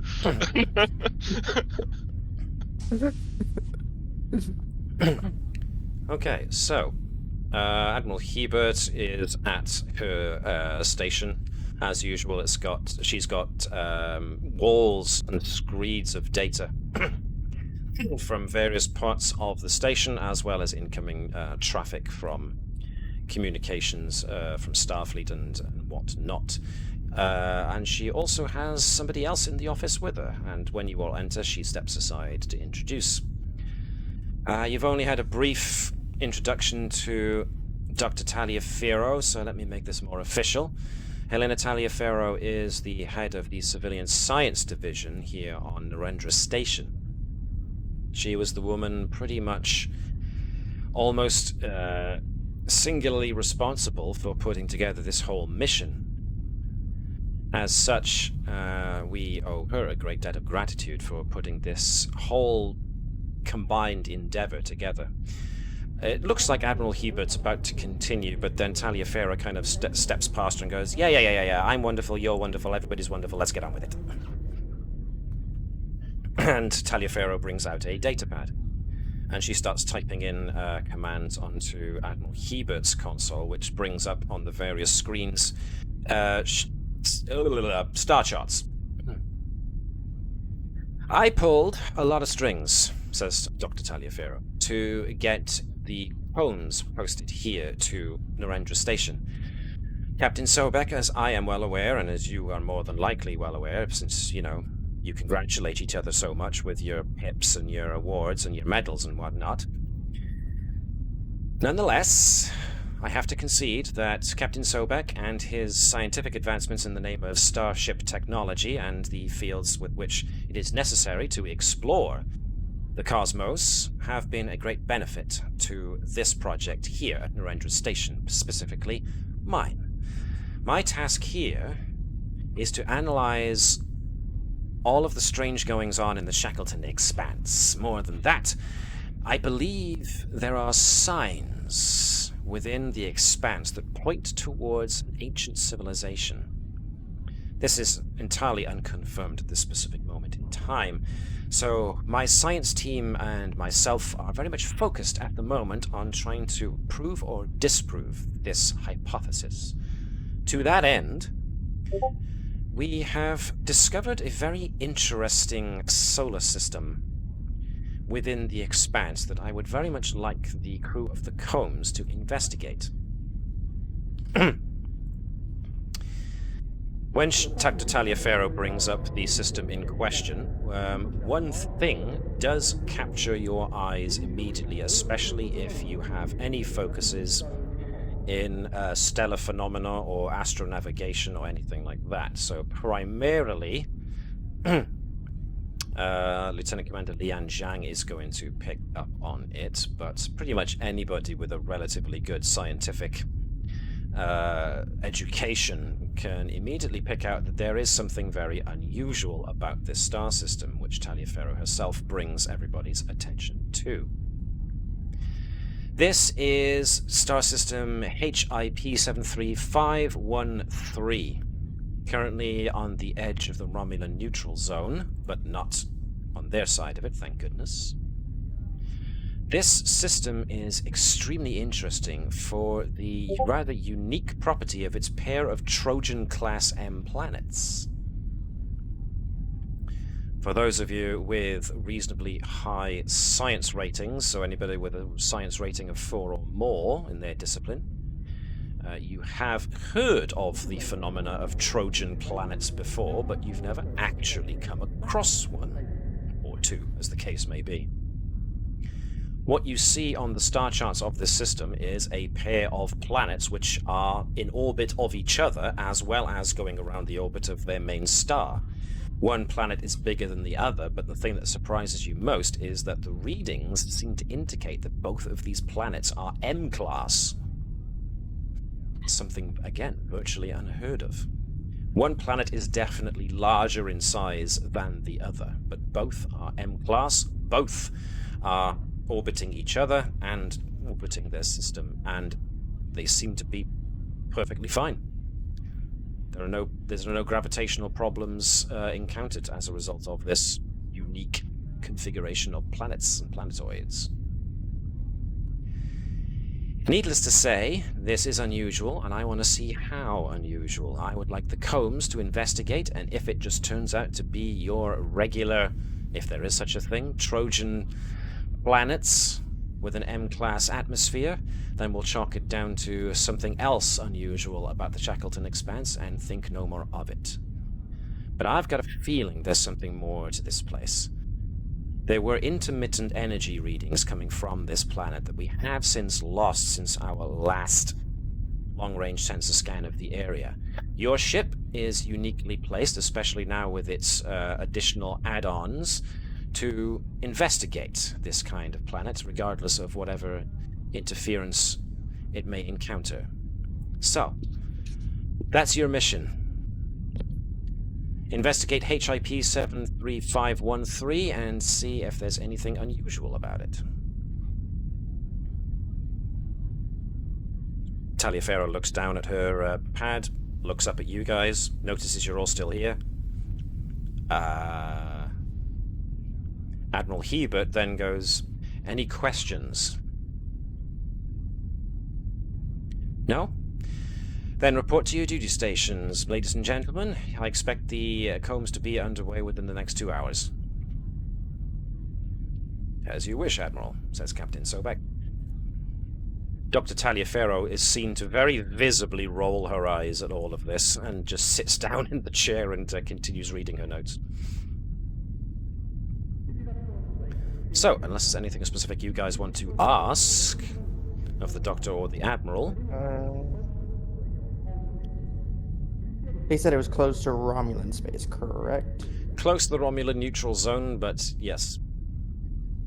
On the safe side of it. Any Romulan patrols anywhere near the area? At last scan, no. We can scan for it. Yes, you can. Yeah. I just don't. After our last encounter, I don't like being that close. Fair enough. All right, then. Especially being in one ship, but... All right, then. Moving us back to the bridge.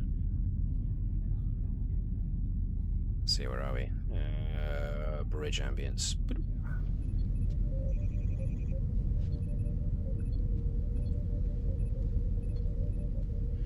So, having reported to your various duty stations and gone through the usual rigmarole of making the ship ready for departure, you depart the system fine and dandy.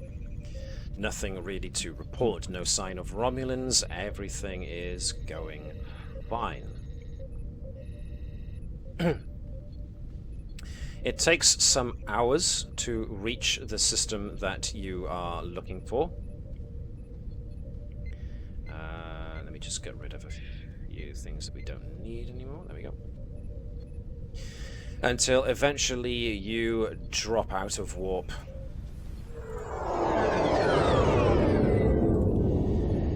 At the very edge of the HIP 73513 system, the first thing that you notice is the sheer amount of asteroidal / stellar debris in the area, in the system. So, this would be a really good opportunity to use those sensors of yours. So, Gurkow is usually the one on the science station, and therefore will be the one giving me a control and science check, and somebody can be the ship aiding. Since he's been rather quiet and not had much to do so far, let's give Chris Bell the opportunity to be the ship. Okay. I'm going to be looking for sensors and science from the ship. Here, please, sir. Hang on. Just trying to... some reason why... It's not actually reacting. Hang on. That's fine. Flask can aid if you want, and Gurkow can lead. Yeah, Yeah. I'm stuck on the... Oh, no, actually, now I've got it. Sorry, I got my... Okay, it's just being a bit slow, that's fine. So, high-resolution sensors. While the vessel is not in combat, any successful task that is assisted by the sensors gains a bonus momentum, and advanced sensor suites means that the difficulty of sensors is lowered by 1. Cool. Sorry, how do I do this as the ship? Because I'm stuck on the bridge screen here. Right, so on the right-hand side, the chat column, there is an icon of a little man all by himself, and if you hover over it, it says actors. Yeah, got it. If you click that, you should find a folder somewhere near the bottom that says USS Combs crew plus ships. Yeah. If you open that, there should be a subfolder called ships And USS Combs. and USS Combs. And Right, I'm looking for sensors and science, only 1 dice from the ship. Okay. There's science. 1 dice. No focus or... No, there's no focus for a ship. Okay. If the ship suddenly gains sentience, then it can have focuses, but until then. And 1 dice. 7 is not a bad dice roll at all, so that's 1. So, Flask, if Flask wants to assist with a control and science check in order to use sensors.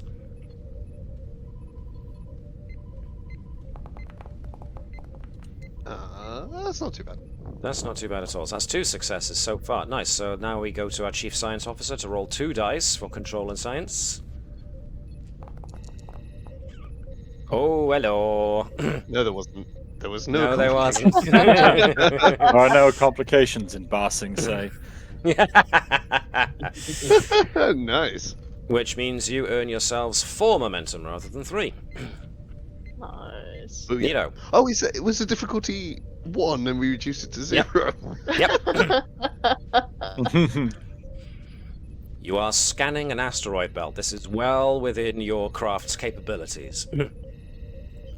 Alright, so what you find is that... complications already? Well, yes, indeed, Webby. So, the asteroid field itself contains all of the trace minerals you expect to find in an asteroid belt, which is mainly iron, nickel, iridium, palladium, and platinum. As a result of the rather impressive number of successes you got there for just a simple sensor scan, as you're filtering through the readings you are getting through your sensors, you also do notice that there is a small power signature coming from an object a little deeper into the asteroid belt. Your comm officer, Ensign Ravalon, makes note that this power signature seems to be also uttering a very weak radio signal.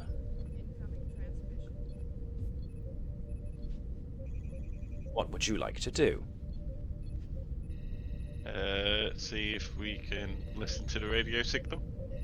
Okay, this will be a matter for your comm officer with assistance from the ship and anybody else who wants to get involved. Mark. Yep. And maybe even Hopkins. I mean, we need to do another scan, clearly. Do need to do another scan, obviously. This is going to be... Sorry to interrupt you there. I'm just going to interrupt you for just a sec. This is going to be Ensign Ravalon. He is one of your supporting characters who's already been... Yep, he's already been created, so he's all good and groovy. You were going to say, Liz, sorry. To get to the asteroid field, we could also have somebody pilot the our fancy new ship to There's get that option closer too. to get some sensors reading. Yeah, we can use the sensors to plot a course as well, yeah. Yeah, but I would prefer a smaller ship to navigate an asteroid field. Gee, No, I wonder why. we'll-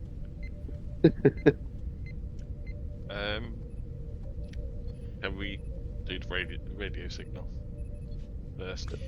Want to do the radio signal first. Okie dokie, no problem. Let's see, that's going to be your comm officer, Ensign Ravalon, and let's have Mr. Powell, you can be Ravalon. This is Cool. going to be Control and Science with a focus on subspace communications. Any of his 3 focuses actually work. It's 2 dice from him, 1 dice from the ship. Who hasn't rolled in a girdly long bit? Liz, you haven't rolled actually yourself in a while. Let's have you be the ship. This is going to be communications and science from the ship, if you please. From the combs.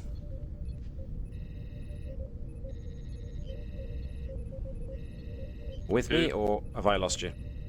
Be right back. Okay, so she chose that moment to leave. Dave, you can do it. Okay.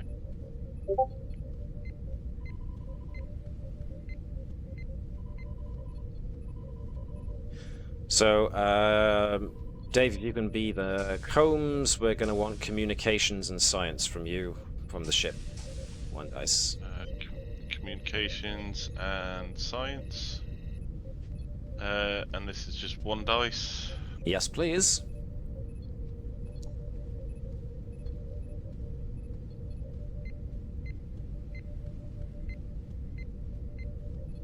One success. Okay.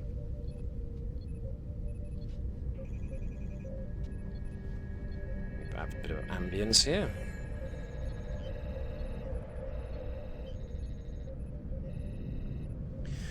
Okay, so 2 successes from Rabalon, 1 success from that's 3 successes in total, so that was definitely a nice boost of momentum there. Up to 5. Okay. You do manage to get a hold of the signal that is coming from the device that you have just recorded. The signal itself is pretty weak. It seems that this device that's generating this signal is steadily running out of power. Therefore, a good bit of work is needed to clear up the signal, but you are able to do that. The signal is not very advanced, but slightly more advanced than a regular radio signal. It's coming in audio only. So to that end, let's get you what it actually says.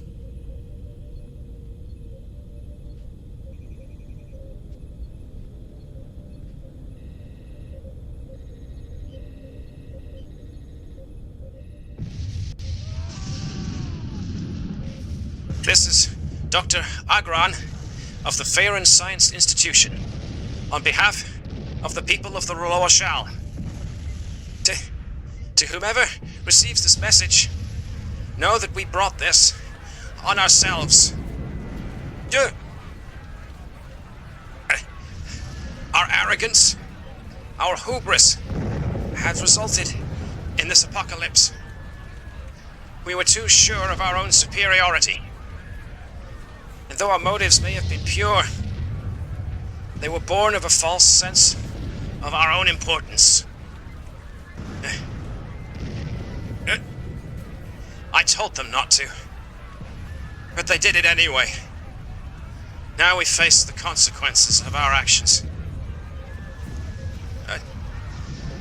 I only wish that we had some more time.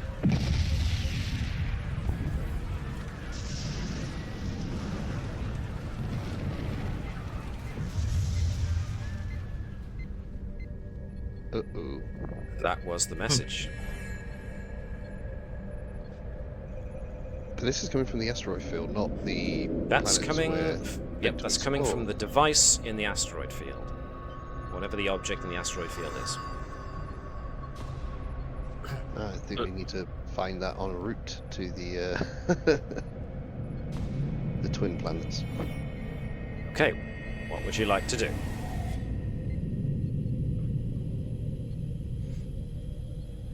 We're not. Are we really going to get through the asteroid field in the in combs, or are we? I wouldn't taking, risk it. I think we should take the smaller craft, but we should Yeah. plot the course, find where it is using combs, so we know the route we want to take and put that course into the smaller ship. Okay. Sounds like a plan. That sounds like it's going Bear to in need a mind- navigational check. Which, Bear in mind that the Gucci can only hold 1 to 5 people. yep, so you're going to have to make it a select few. Ooh. Although people can stand up, you know. Granted, But we do have not a runabout. We have a smaller craft that could tag along. Because Tavish isn't allowed to drive. So we can still take 6. I'm gonna rule that you could fit everybody into the Guicha. Might be standing room only a little bit, but you've got the room. Yeah, so we can't do asteroid racing. Yeah, 'cause we know who win.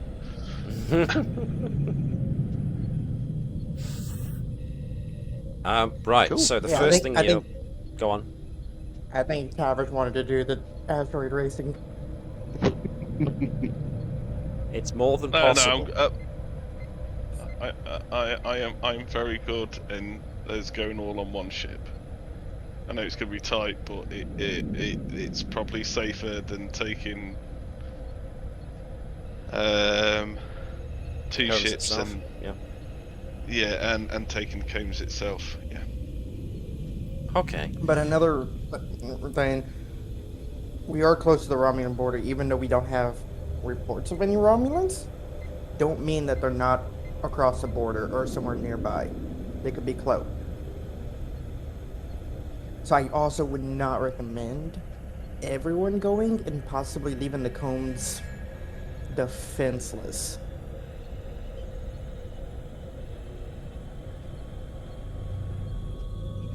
Well, the first thing you said you wanted to do was to plot a course from the combs, using the combs as more advanced sensors so that the smaller ship has got a route to follow. So how about we deal with that first?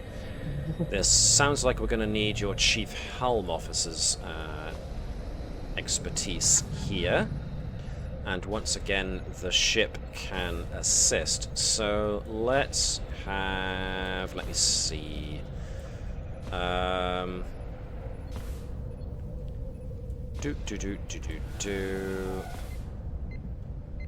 hasn't rolled yet? Everybody's had a chance to roll at least once, hasn't they? Haven't they? Let's have Mr. Bowell, if you could be Lieutenant Commander Lian Zhang, plotting a course using her knowledge of navigation. So this is going to be reason and con from her with using her navigation focus. She can be assisted by the ship's sensors and con. We will have Connie, if you could be the combs. Okay. So 2 dice on mine, but yeah. Man, Huh? the winds are in my favour today. Yes. Yeah, Another good rolls. dice on mine. Hello? Hello. Sorry. Heard you, but it wasn't very loud. Yeah, you were broken up there, sorry. 2 dice on mine, yes? Oh, I said Connie, but never mind. If Chris is already there, then the ship. If you can be the ship, 1 dice for the combs, if you could. Okay. Sorry, it was sensors and con, yeah? Sensors and con, if you could be so kind, please. Yes. Okay, 1 dice. 1 dice. The ship assisting. We've already got 2 successes. That's another one right there. Well done. Nice, nice, nice. Full momentum complement, which means, as well as the 2 extra that you got over what you needed, you really, Lieutenant Commander Lian Zhang has managed to properly plot a really good, really safe course through the asteroids, which will get you directly to either the device. It will get you to the device that's transmitting the signal, and she's also plotted a course either from the combs or from the device to the pair of Trojan M-class planets. So, who's going in what, and what would you, and where would you like to go with it?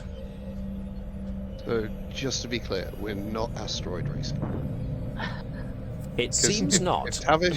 Because if Tavish is taking a ship, I'll get on Tavish's ship, so I've got parent figure for that. Oh, well, the thing, like another thing is we don't know what to expect, and we are close to the Romulan border. They would have picked up our Federation ship. They might not expect the Klingon one. So, oh wait, no, we don't have cloaking on the Klingon ship. Never mind. I was gonna say having that. Right. Yeah. Okay, I was gonna say, yeah. Well, I was gonna say, I was gonna say, having the Klingon ship out, even if it's not cloaked, yeah, even if they are doing sensors and they can see the combs, yeah, means that They might think there's Klingons as well as Federation. Yeah. Yeah. Yes. Yeah. Yeah, I'm just... So I'm maybe more worried that if there's Romulans, there's also might be the Klingon sympathizer, and I don't want the Klingon to be any more weaker than it really will be having some ship. Well, either way, it seems that you've got something you want to get to. You just have to decide on the means that you're going to use to get to it. But that's why my suggestion is maybe 1 or 2 go find this device, just in case. And then Right. we'll all meet up at the M-class planet and then have the away team. So, 1 shuttle go to the planets, 1 shuttle go to the device, or maybe the combs go to the planet and a shuttle goes to the device. What's your... Yeah, I'm thinking the combs goes to the planet, Okay. and then the shuttlecraft will meet up with the combs after scanning the device. Neat. Okay, If so we- who... Go on, sorry. Oh, okay, I was going to say, if Tavish and I either go to the planet or to the device, I don't think it matters which, because we can be there to fix and help out. But whatever's happening on where the device is sending the signal from, I do think Dr. Sop should go there, because it sounds like they're not very well. Yeah. Okay. So, as I've previously noted, Lieutenant Commander Lian Zhang has taken the trouble to plot courses from the combs to the planet and from the combs to the transmitting device. So, the combs can go straight to the planets, and the whoever goes to the transmitting device can follow the course that Commander Zhang gave them, no problem. So who is going on the ship to... who's going on the smaller ship to intercept the... I mean, obviously Hopkins, because she wants to try out her new ship. So who's going with? I mean, you're going out to investigate an object in space that is some kind of radio transmitter, so that suggests someone either of science or of engineering or a bit of both. Whichever. I was going to say, let Flesk go to. I don't mind Tavish staying on the ship and having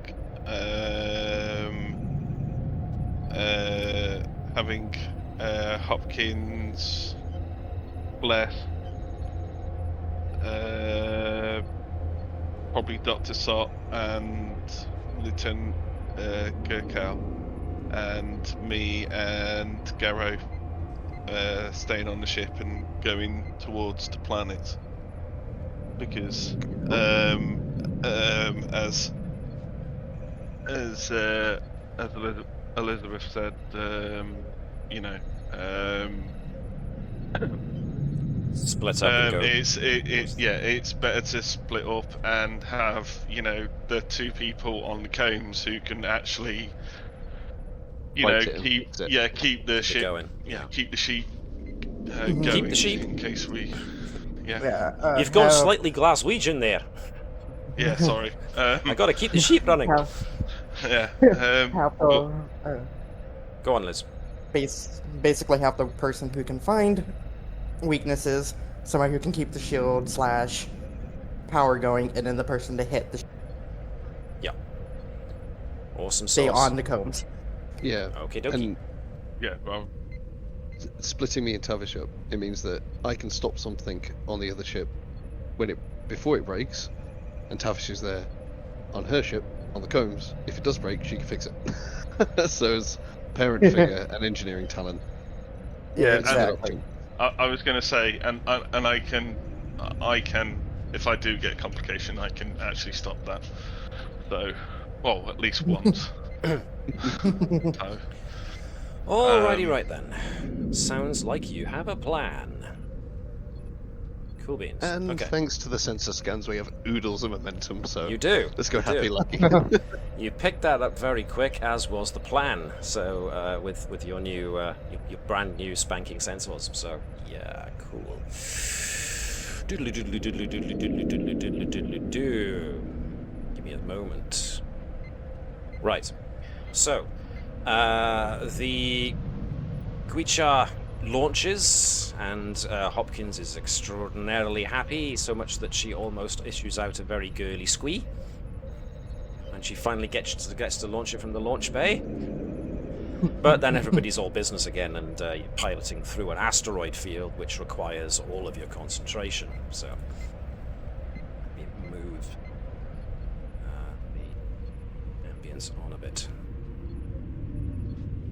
So yes, it's all fun and games right up until those really big rocks get even bigger in the viewport, and so you really do feel the seriousness of the situation. Luckily, though, Lieutenant Commander Zhang's navigation plotting is spot on, so you, following that course, are able to avoid all the big problematic asteroids.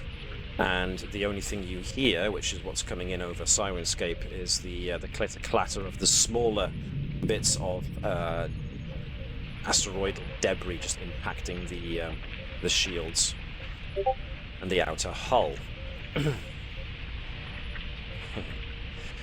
The combs proceeds straight onwards, getting a similar thing. You can just hear the light drumming of asteroidal debris on the deflectors But otherwise, nothing much seems to happen. The Guichar crew, if I'm saying that right, I am saying it right, aren't I? I just get paranoid that I keep forgetting the... Yeah, it is the Guichar. Now, I will say this much. As escapes nobody's notice, this is not the cockpit of a Klingon Klingon scout ship. It is extraordinarily difficult to get a cross-section downward shot of a Klingon scout ship interior. I have not been able to find one. So for the moment, we're just going to have to make do with the fact that this will be a representation of the bridge section of the Guichar, because I don't have anything else, but there's the Guichar if we need to make rolls with it. The Guichar going off comes across what looks to be some kind of old-style satellite. It looks like it's taken quite a bit of a beating, but it's definitely artificial in nature. Has a number of antennae and signal transmitter receiver discs on its outside, but it looks like it's been in space for a goodly long while. Go on. Just a quick thing. I'm sure Connie was supposed to be on the shuttle as well. Oh, no, I figured leave her on the combs, because at least she can find weaknesses to help. In any attacking ships, yeah. Okay. Her Tellarite ability to poke holes in weaknesses and things. Don't worry about me. Go ahead. Half Klingon, trying to become more Klingon, probably more allied to our house, is now leading a vessel in very close to the neutral zone. I'm starting to get nervous. I'm sure it'll be fine. This couldn't possibly go wrong in any way, shape, or form. You trust your first officer, right? No, that's why they sent her with 2 people. She can get away with it when there's only 2 people. She can kill these 2 and make off with them. Yeah, I get you. No. I know, I'm dodging. alone. It's fine. I'm just messing with you. As is my right and privilege. Nevertheless, yes, this device looks like it's been out in space for a good long time. It's weathered asteroidal impacts, but now at the moment it just seems to have settled into a steady orbit with the rest of the debris in the asteroid field.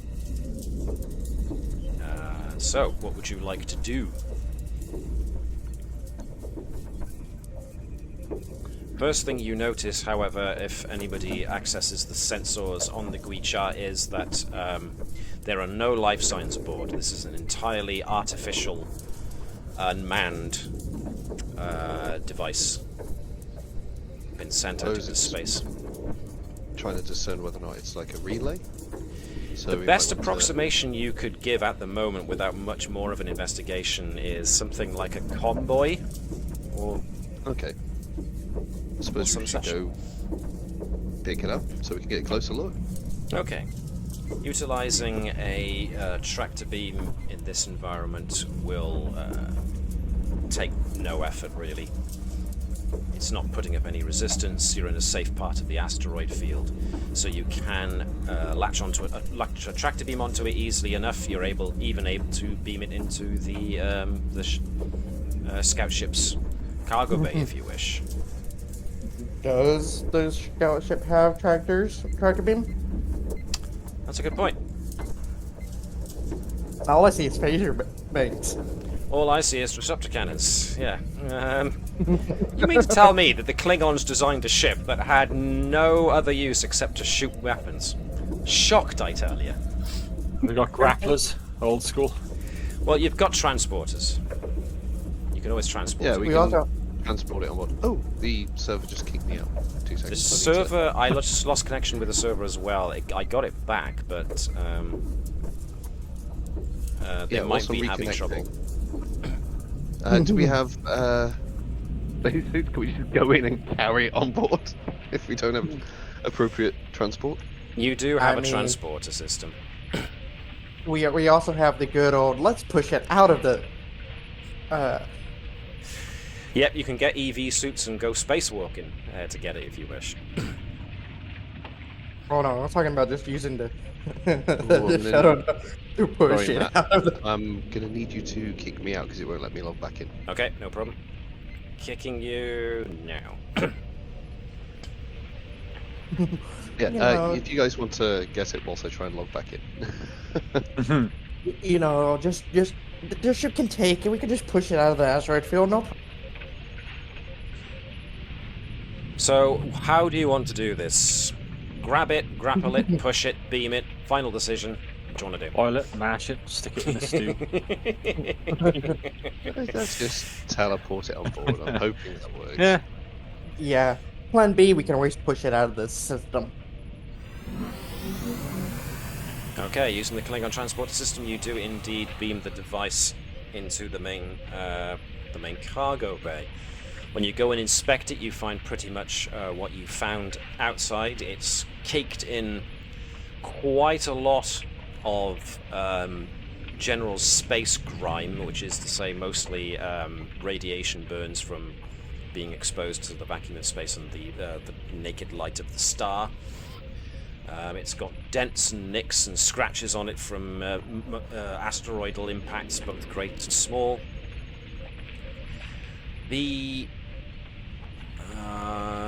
Actually, let's see. Flask is more suited to this, but he can be aided by the guys. And I still can't get in, so someone can roll for me. I might just restart my PC, so I'll be back in 2 seconds. So anyone can take over. Let's have Connie take over for Flask, if we could, please. Yeah. Flask can give me a reason and engineering check. Let's see, he's got manufacturing and metallurgy that can be used. Dr. Sott, has he got anything he can use? Not really, unless he just wants to give a straight up reason and engineering check himself. Same goes for Hopkins. Give it a go. I've had some good luck with rolls today. You have. One Very good. dice, yeah? One dice, please. Excuse me. Connie can give me 2. Ah, well. You know, had to run out at some point. Mm-hmm. Those are really good rolls. Double 4! Oh, 4 another grease successes. monkey. Woo! Very good. It's reason and engineering. Yep. Okay. Correct. No, Matt, if you could try kicking me again. I restarted my PC and it's... You're not in the list of players, so... I don't show you as being able to be kicked. Oh. You are immune to kicking.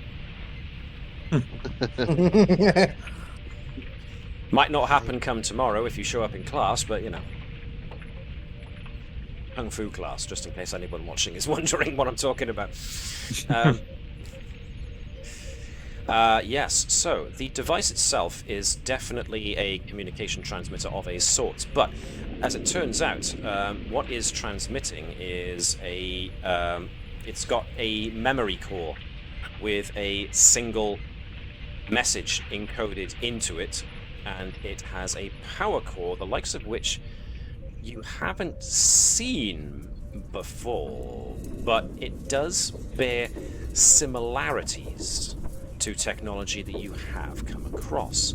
Mainly, technology that you came across on the world of Bacchus 4, which, if you remember, was the planet with the 5-sided monoliths.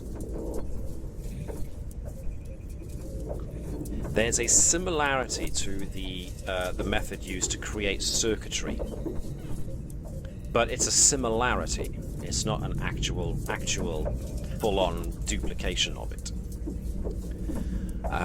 Nevertheless, to the best of your ability to surmise, this device is not actually a convoy or a relay station. This appears to be, your best approximation of it would be a time capsule. Somebody basically loaded a message onto this thing and fired it into space.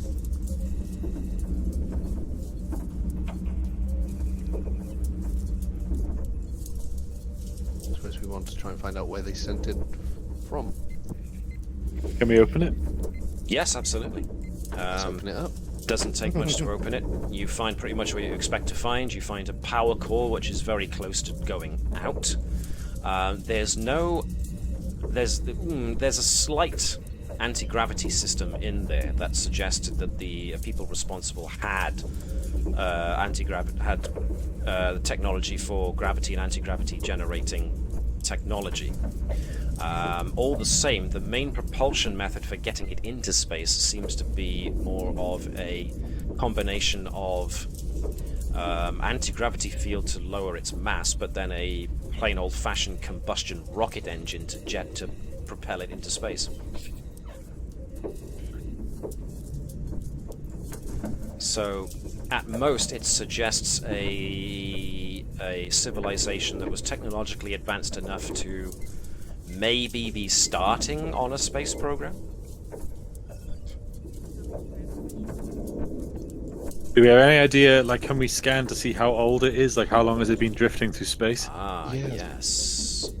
Running scans like that, you guys determine that this has been in space for, I had it written down, 100,000 years. Okay, so they are probably spacefaring at this point, if they're around.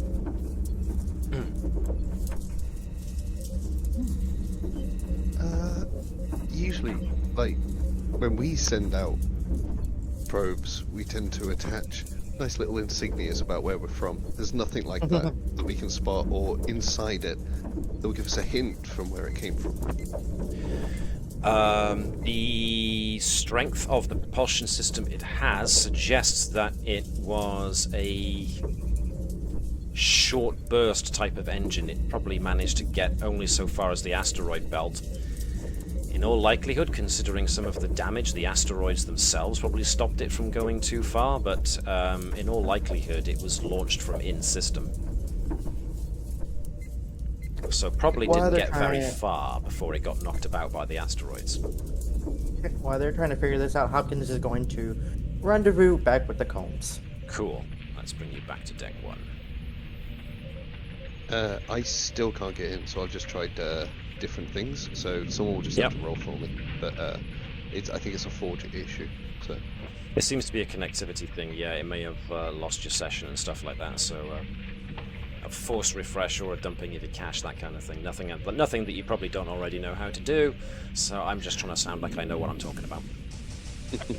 Unfortunately, they've not worked, but there's a workaround. Usually are. Okay. So the Combs, in the meantime, proceeded on towards the Trojan M-class planets, and, well, it's one of those things that you hear about it, you read about it, you just saw sensor scans about the system. It's another thing entirely to actually lay eyes on it. You have an Earth-sized planet, which is orbiting with, rather than around, a planet twice its size. Both of them in perfect synchronization, so that their what's the word I'm looking for? Their geological stabilities are locked in with one another in a similar fashion to Earth's geological stability is dependent on the Moon. But of course, M-class planets, so that this is, macro scale, even bigger scale again. So this is quite the interesting stellar phenomena to witness. The first thing that you do see, though, as you start drawing in closer to the planets themselves, is even though technically they class as M-class planets, even from space, you can see that each planet is covered in massive dust storms. That you've got crackles and sparks of basically storms going on the surface of both planets. Those storms might make getting a good reading of what's going on the surface difficult, but not impossible. But yeah. And we have the sensors for that. Immediately scan everything. Scan everything, right, fine. So, if I can get Connie then to give me the usual control and science, and if I can get... Ooh, you guys have rolled recently, so let's get Chris Bell. Actually, no, Dave, you haven't rolled in a time, have you? Let Chris. Let Chris do it, okay. Yeah.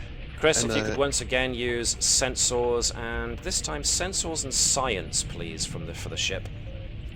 And Science. Okay. 1 dice, Connie wants please. to take momentum. We've got a full pool. Yep, you've got tons of momentum now if you really want to take it. Might as well. I'm gonna roll on. Rolling 1 dice, please. Ooh, that was a good one. Doing well today. Doing very well. It seems This is all why those I new... said. Go on. This is why I said Chris should roll because Ah. he's been on the roll.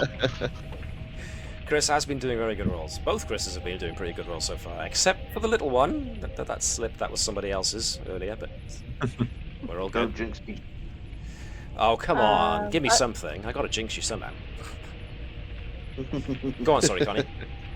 I'm just gonna use momentum and my Yep. did the reading time, even though I'm already Yep. in science, but it's as if I have focus.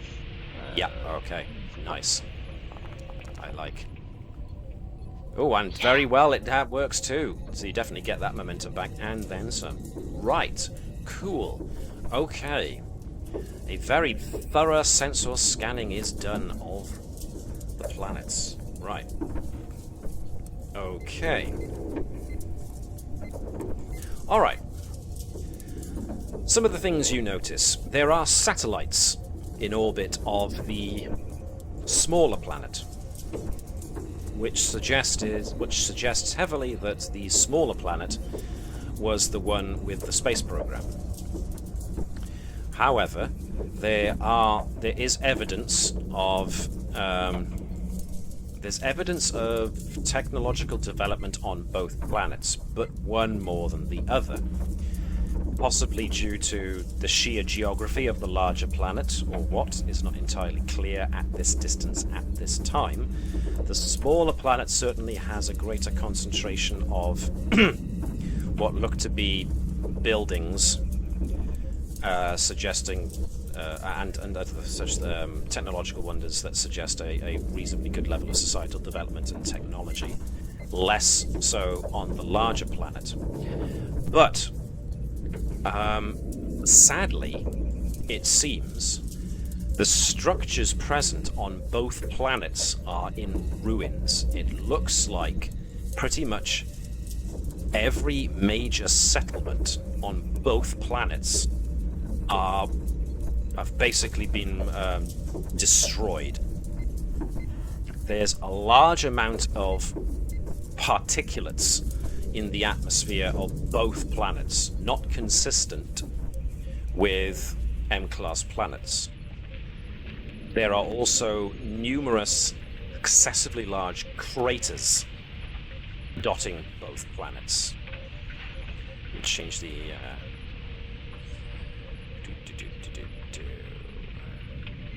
With that sensor reading, can we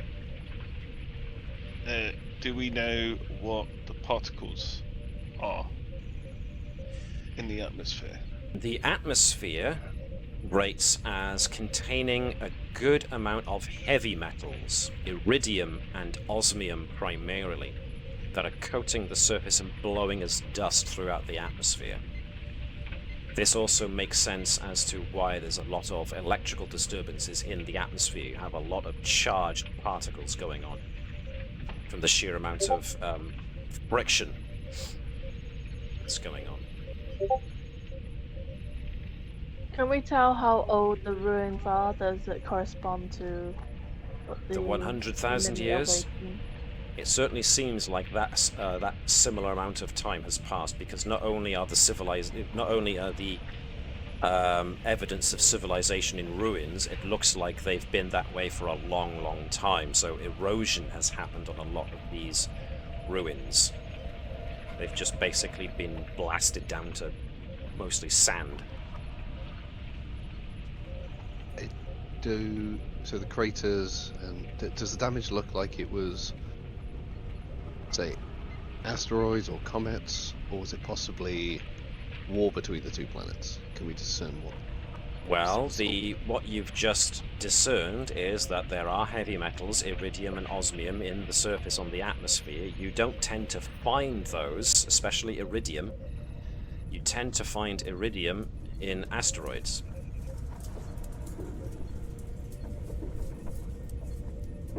So they were doing something with the asteroids then. Well, it was certainly related to the asteroids. Yeah. Oh, hold on. If this is the same civilization as the last one, yeah.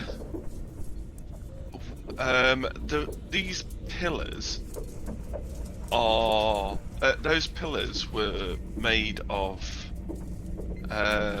Moons. yeah, and it was a lot. So could this be basically what happened? I don't know. Some people got out and managed to sort this technology, but they tried to make a pillar on the planet, and this is a failed experiment of trying to make a pillar on the planet with an asteroid. I have a bit of a question as well. Can we, especially with our super duper new skill, can we scan for life forms, like even like subterranean? Aha. Life. Everyone do the life form song with me. Life. Not just Forms. life forms that are active, but traces, paste. There's that word again. Yeah. Like if there is no life forms, we would want to extend it to when was life last on the planet. Okay.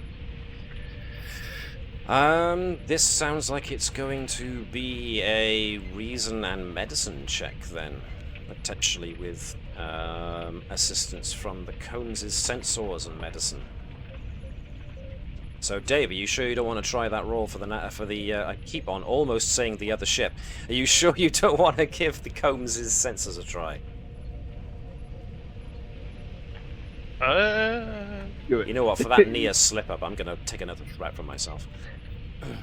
And use up momentum while you're at it.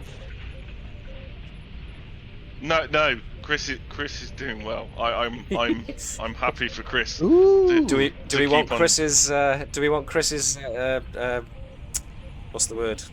Oh, dang it! Momentum, for lack of a better word. To keep going. Do what I missed. Maybe have a go this time.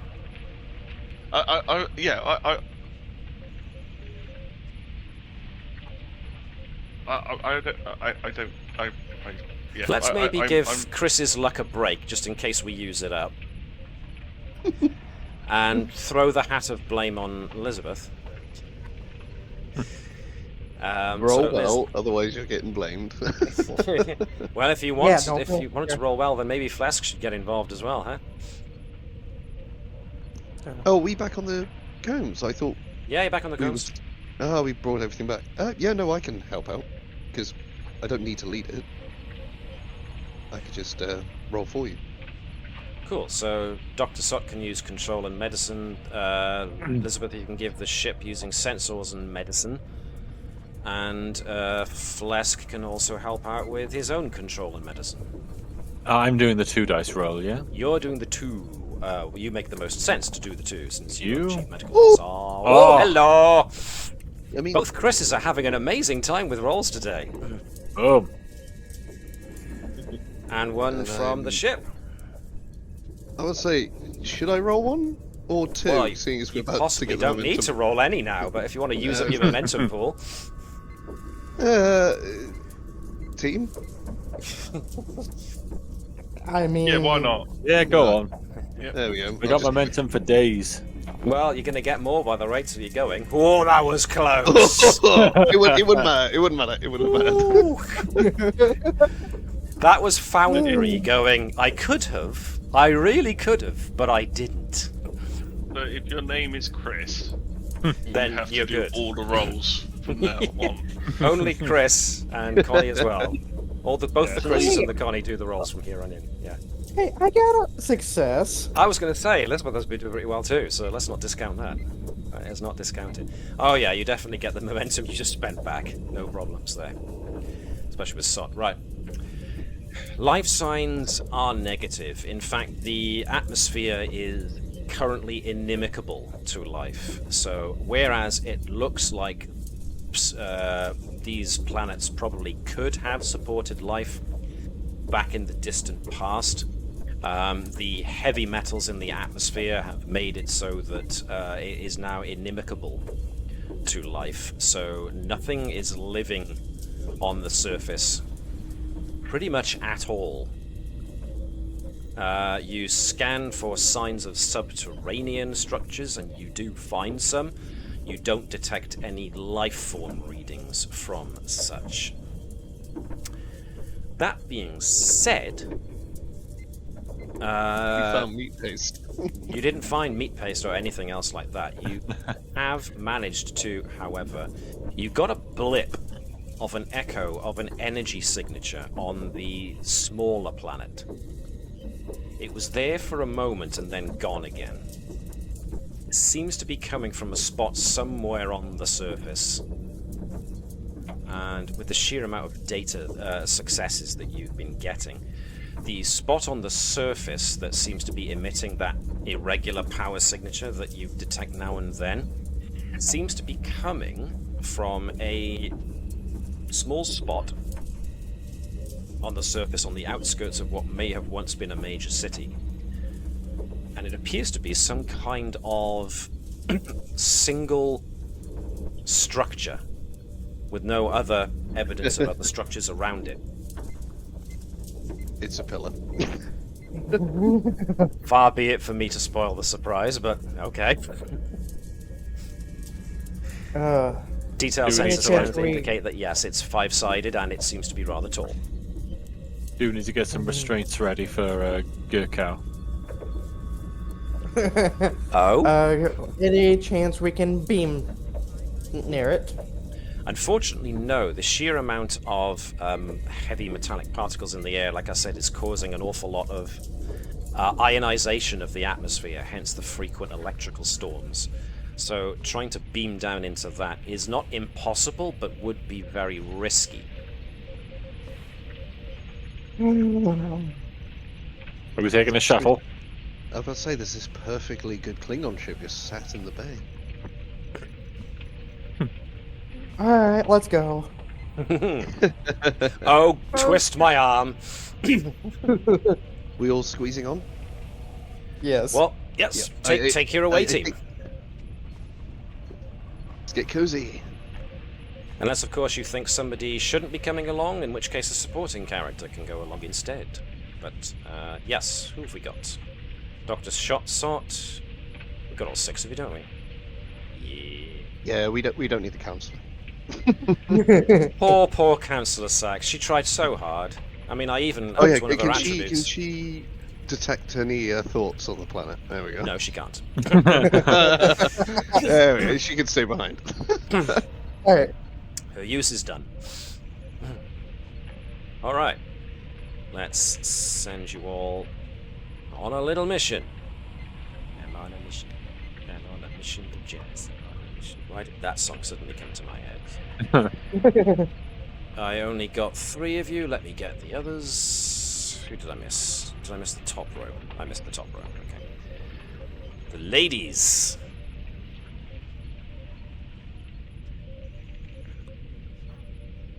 Okay, so once again, I did try my level best to find some kind of like schematic for a Klingon shuttle, but unfortunately, they are few and far between. So I will be continuing my scouring of the interwebs until I can find one. Otherwise, I might try my hand at making one myself. So yes, as the token of the Guicha suggests, you've got the main the main bridge, which can probably house the pilot, the co-pilot, and the operations officer. Then you've got the long neck and the engineering, which leads to the engineering section. So there's a fair amount more room than the shuttlecraft map here suggests there is. So yeah, you've actually got more room than this little picture suggests. Connie's in the back. We're all queuing up for it. Yeah, Fleska's busy. If Tavish is anywhere near the controls, then yes, those who get dibs out of the bathroom are probably going to end up needing it. Nope, Tavish is going to the engine room. She wants to see how a Klingon engine works. Maybe smack it around a few times to show it who's seems boss. to be fueled from the toilet, kind of like a actor. Alright, Okay. buckle up! Okay then. So, yes, you're already in orbit of the 2M class planets. So the signature you're looking for is coming from the smaller of the two. So it's time to go down. So let me see. All right. So you've done that. You've done that. You've done that on the approach. Okay.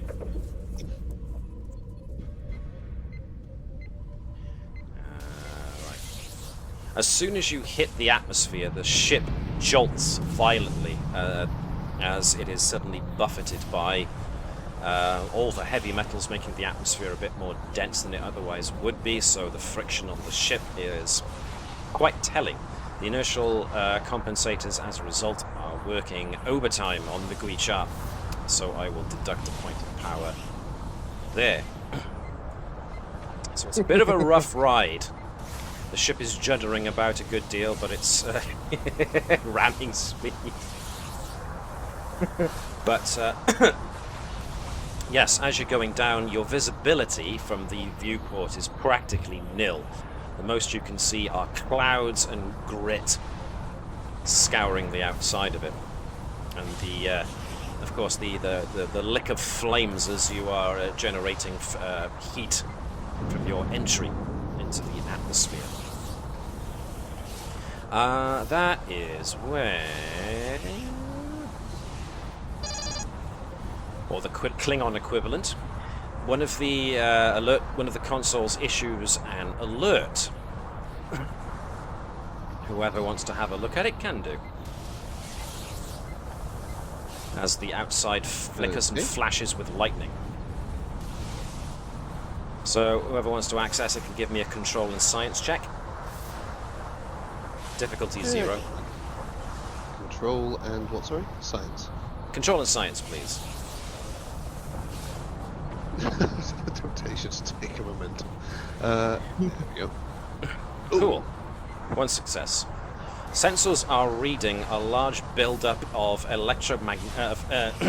ionization outside of the ship in the clouds around it. In fact, it's building up, and it's still building. So go faster. If you want to push the engines a little faster, then you can.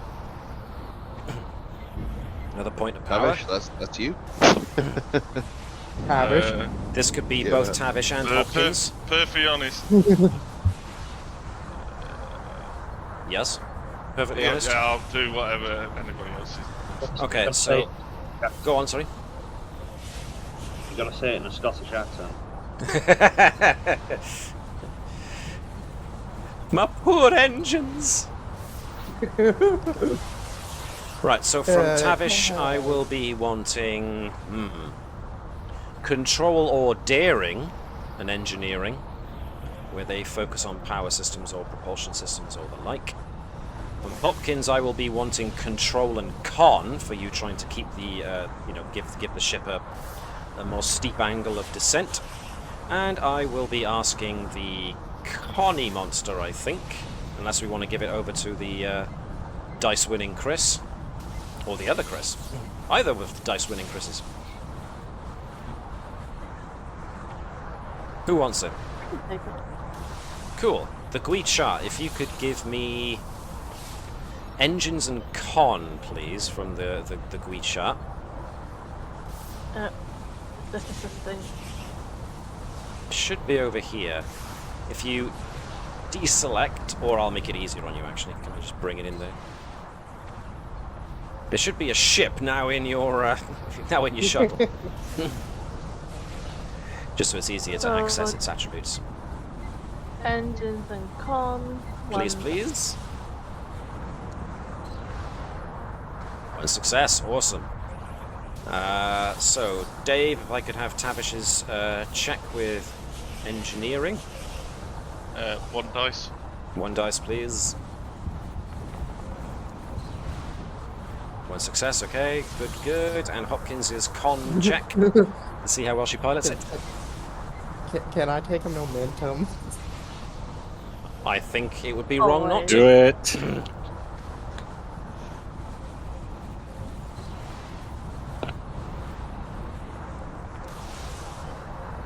Cool, that's the maximum amount of dice you can have. 3 successes for 5 in total. That is an amazing amount of success. So yeah, increasing power to the engines with a bit more power punched into the deflector as well because of the sheer amount of friction that's going on. You do angle the ship in a bit of a steeper dive and increase the speed.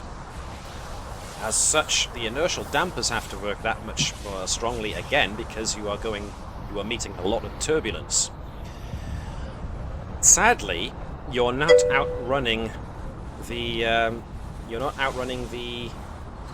Hang on a second. Someone just posted a message. Yes, thank you, Webby. I will consider that. So yeah, the Guicha doesn't seem to be outrunning the electrical disturbance going on outside. In fact, as you increase speed, the sheer amount of lightning flashes and lightning bolts streaking across the sky around the ship is starting to increase in intensity. And that's when... Stay away from my ship, stay away from my ship, stay away from my ship! One bolt lances into the ship and cracks along its side. There is a flare of alert sirens going off as the ship suddenly starts to drop from underneath you. The ship has taken damage. Its shields were overloaded in the instant of the thunderclap, and the engines have suffered a breach. You are going down. I can spend, if I do a repair and it's successful, I'll need assistance. Average, get the ship functioning! I can repair the breach. No. No! Power has been lost as an electrical surge goes through all the systems, knocking them all out, so essentially you are flying dead stick right now. None of the consoles have got any power to them, they are dead and empty. I will assist less then in trying to get power back to the ship. Cool. Yeah, damage control time. Let's get power back to the ship and repair that breach.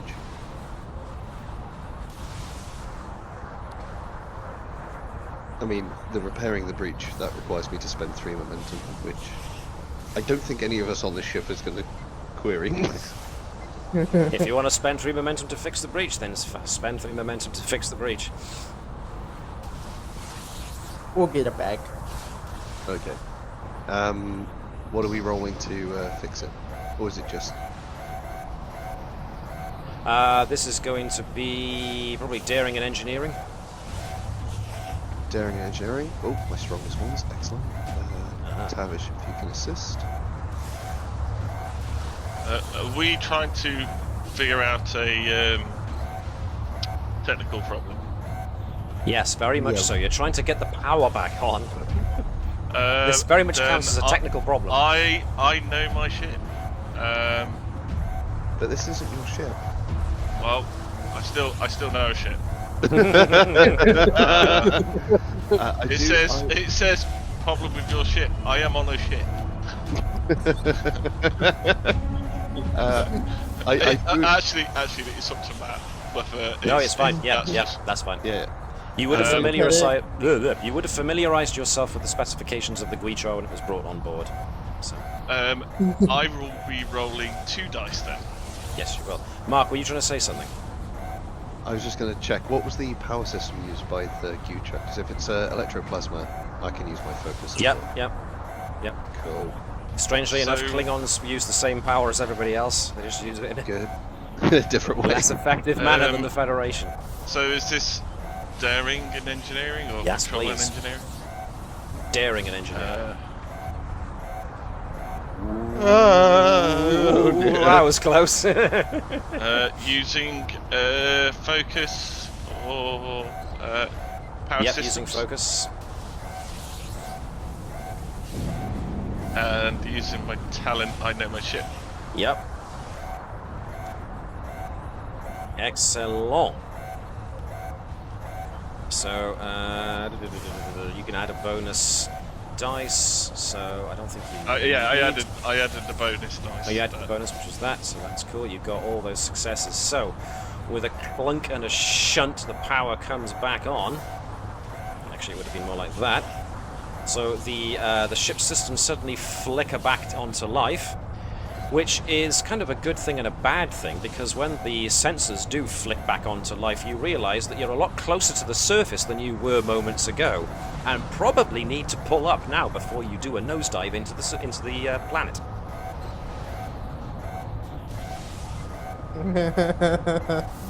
So, whoever wants to do it is going to need to give me a control and con check aided by the ship, which I think we're going to need Chris Bell for this time. For the for the ship. The Guichar ship, if you can give me engines and con, please. Engines on that. No focus, just one. No focus, just one dice, please. That was pretty good. Yep. Your winning streak continues. Good. So did we use 3 momentum to repair the breach? Or Not yet. Been kind of concentrating on getting the power back on, so you don't, crash. So, Hopkins, please, if I can get a control and con check to bring the ship out of its nosedive. And I use the momentum. Absolutely, you can. Does everyone else agree? Yeah, Always. pretty life and death situation right now. Yeah, this is why we had the scanner to have saved. Generate lots of lovely momentum. 1 success, 2 successes, alright. As soon as the power comes back on, Hopkins furiously starts engaging the retro thrusters, which means that everyone goes from being hugged into the back of their seats to suddenly feeling the inertia shift, and you're thrust forward in your seats as you're trying to fight gravity pulling you down. You do manage to start leveling off the ship just as you see the terrain below you rise up to meet you, and then you're all thrown nearly over your consoles or whatever you're hanging on to as you basically make impact with the surface and are thrown forwards. And that's when things go a bit black for a moment.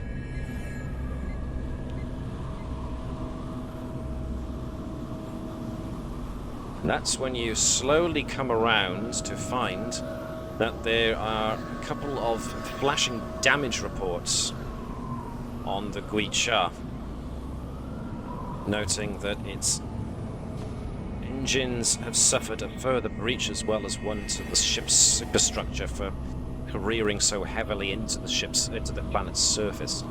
If you hadn't have corrected its course, it would have been catastrophic damage. As it were, you did a belly flop and skidded. But you're alive. My poor ship. I mean, our poor ship. You do have power, so that's something. But now you can see that there is a howling gale outside. There's the sound of grit raking itself across the outside structure of the ship. And yes, you have landed, albeit rather painfully. So what I'm going to ask folks to do is give me... I had it here somewhere.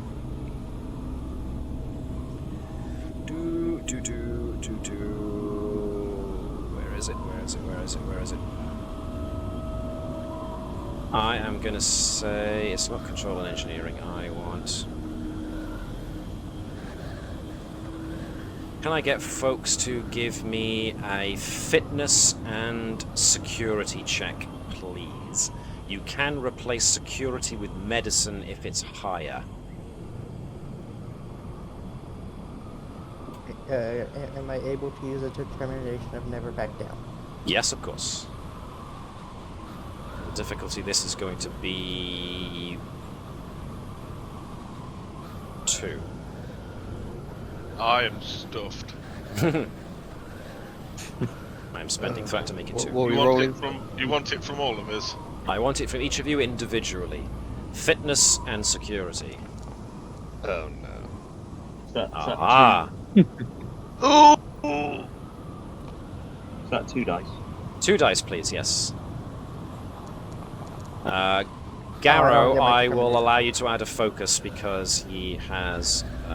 so there you are. It's still 2 successes, which is awesome.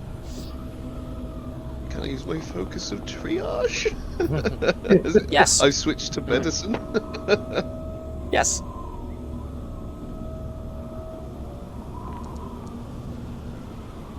So what did we get? Flask had 2, Sot had none, Garrow had 2, Tavish has 1, and Hopkins had 3, but with a complication. Can I use my bit of reading talent? Oh, go on. There is a science to falling safely. I just this counts as a new scene. I'll say. Very Put much one so. random down. Fitness and science. I'm a focus. God, I love that talent. Yeah, it is a very useful one. 2 successes. Right, cool. So, Gurkow is fine, just a bit bruised. Flesk is also fine, just a bit bruised. Garrow is fine. Tavish took a header into one of the consoles. As a result, is now down by 2 stress and has suffered an injury. Can I invoke combat medic? You will be able to in just a second, yes. Tavish has now got head injury, which will only allow her stress to remain at 9 and below, 9 of maximum. Let's see, who else? Dr. Sot unfortunately got 0, so Sot took quite the header into a console. And therefore has got bruised ribs. Which means that any of your fitness checks from here on in become a lot more difficult. And your stress can be recovered, but like I said, fitness tests will be made more difficult as a result. And now, Hopkins is an interesting case. Technically, you've got the required number of successes, but you also got a complication. So I am gonna say, broken ribs. Hopkins pretty much took the header for, let's say, Flesk. She put herself in the way so that Flesk didn't suffer too much damage, but as a result came out of her chair and has now suffered broken ribs. This means that your stress track is now down by 3 until you get that injury repaired, so it's now on 12 as a maximum. And just like with Sot, any fitness checks are now that much harder. Anything that involves any kind of physical activity is basically going to be harder. So Klingon physiology is really tough, so that just tells you how much of a knock you took. How Klingon you're going to be about it is entirely up to you. She's just going to start. Plus, gonna start hearing a lot of the P word as she starts cursing. Yeah. Now, Chris. The Sorry. from the Chris the did storm. invoke combat medic. Okay, so you're doing that. Cool. Let's just check combat medic a second. Whenever the character attempts first aid task, you may spend a momentum to cause the recipient to regain points of stress equal to the number of the medicine discipline. Okay, so first aid is 174. Let me just check. First aid, first aid, first aid, first aid. That didn't work. All the while, my bioscanner's just bleeping to let us know we're injured, in case we didn't notice. In case you didn't already, in case you weren't already clued into the fact, yes. First aid, where did that go? Why did I say 174? Unless it is literally 174 for this, in which case it's 179. First aid, there we are. Was Yes. Tavish in engineering at this time? Yes, which is why she took a dive into her. She hit her head on a console because she was trying. She was busy trying to get the power back on, and Klingons don't believe in safety. Should I be like doing the rounds at the moment, like giving everyone a quick scan and administering any first aid? Likewise, Garrow is administering first aid because Dr. Sott has got bruised ribs. Chris, Can I hobble around? First aid? absolutely. So, Mr. Bell, if I could get you to give me a daring and medicine task with a difficulty of 1. Daring With a and focus. medicine, Yes, with a focus on. Actually, you don't have focus, but you do have combat medic. yeah. Okay, so that'd be Just so 2 dice. 2 dice, but no focus. No focus, please.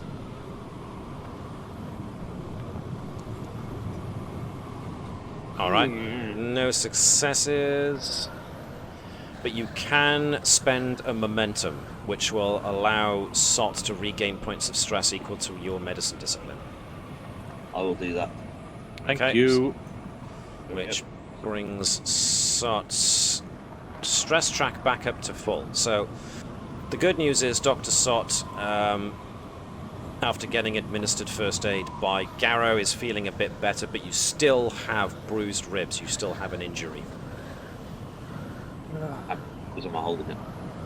So you've done one side of it. Is there? I know it's. Sorry, go for it.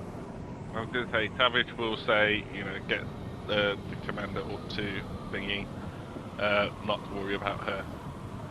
I was going Get to the say that commander up there's first, 3 right. momentum. Yeah. The commander has to choose between her health and the ship, because that's the 3 momentum that's left. Do we much. have any kind of like rudimentary med bay on this craft? No. Probably rudimentary Yeah, is the word, yes. That's it. Got a nice first aid kit in the corner. That's it. Probably. Pretty much what Dr. Sot brings with him as a matter of course. Fair enough. It's like, I don't have blood wine. That would have been our medicine. So, yeah, Sot can use his turn to have a look at Hopkins or Tavish Nope, or nope, whoever I'm else has fine. got an injury. She's more worried about the ship. Yeah, do it with Hopkins, because where we are, we need. I'd rather have a fighter's up at full health than having an engineer who's not going to really be in the fight. I'm fine. I'm fine. Dr. Sot, if you can give me daring and medicine, please. Can I use like trauma? I don't know. It's not maybe not trauma or emergency Yeah. medicine. Yeah, Cool. those work as foci. You've also got field medicine, so you don't suffer a penalty for not having the proper tools and equipment nearby, so you can make do with what you've got nearby, which is pretty much whatever you packed when you came down here. and whatever flimsy excuse for a medical pack is found in the Klingon shuttle, the scout craft. 3 successes is awesome. So Hopkins has regained her stress. Broken ribs have gone down to bruised. Yeah, I was fine. Quit your belly aching. Go home. You're welcome. Engineer. So, Right, your situation I'm gonna is... Go on. I was going to say, can I, while everybody's getting medical attention, can I give medical attention to the ship, please? Yes, you can.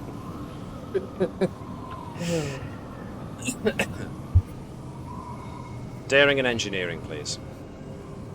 Daring and engineering. Power systems will do as a focus. Power system, yeah, okay. I just, for some reason, I pressed on Siren Escape for a minute. Apparently that. Daring and engineering. Yes, please. Focus is power systems. Power systems, yep. Let's roll. Oh no.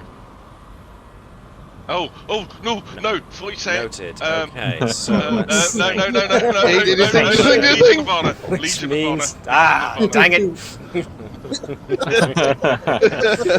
It's always fun for me to hear you fumble verbally for that thing. Yeah, sorry, I always forget what it is. Oh! I remember this! No! Matt, shut up! I love it. It's so great. Yeah, you just about remember it. Right, 1 success. It's like, Power- everyone mute Matt, we don't hear it. Everyone speak over Matt quickly. Right, so you get some power back on, which means that the damage systems flicker back to life, and the ship is alive, but barely. It's going to need some pretty bad TLC, or pretty good TLC as it turns out. It badly needs really good TLC to see this thing fly again. Most notably, its power systems are having a problem. A lot of the conduits have burnt out, but there is still the insistent beeping on your ship's sensors of the nearby power signature. The signature which you luckily are not far from, but unfortunately, in order to try and see if there's anything you can salvage in order to assist with your return to the ship, especially because your ship's communications are currently malfunctioning due to the storm, your best bet is to venture out into the wilderness and see if there's anything you can use to help repair with the ship. And so, we end today's session with the knowledge that in order to save yourselves, you have to venture out into the wasteland of this now destroyed civilization in order to try and see what they left for you to allow you to survive. That is definitely where we are going to end it for today. So, an investigation invariably goes wrong, and you have unfortunately damaged your brand spanking new ship. But it wasn't your fault. The lightning storm looked at you funny and didn't like the way you were flying. Rhyming speed into a planet, not the best Yes. idea. I was going to suggest something, but everybody wanted to fly the ship, so I was thinking about using,